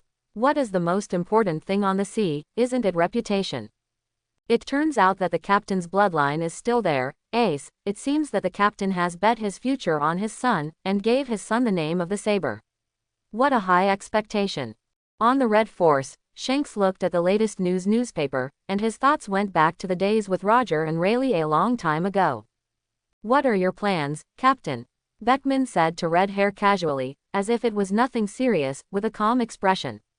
The balance of the world cannot be broken, and this war must be stopped, otherwise the order of the world will collapse. Shanks said seriously. As a man who dares to bet his arm, he has a big vision and considers the order of the world. No wonder his domineering color is so strong. Well, it seems that it is not the right time yet. Beckman said meaningfully, but it is true that in the current rush, it is really hard to say whether the Navy can beat Whitebeard. After all, the situation is urgent and the Navy's forces are too dispersed. Companions are ready to go to the Grand Line and stop this war. Shanks said to everyone. If it is just to rescue Ace, then Red Hair is likely not to go. After all, he is not Ace's nanny, but if it is to stop a war that affects the balance of the world, Red Hair will decide to go without hesitation. Because this often only requires military deterrence, and does not require real fighting, Red Hair is very clear about this.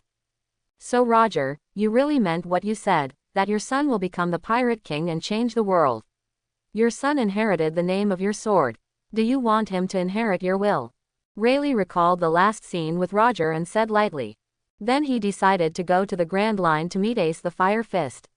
What he didn't know was that this scene was happening in different places at the same time.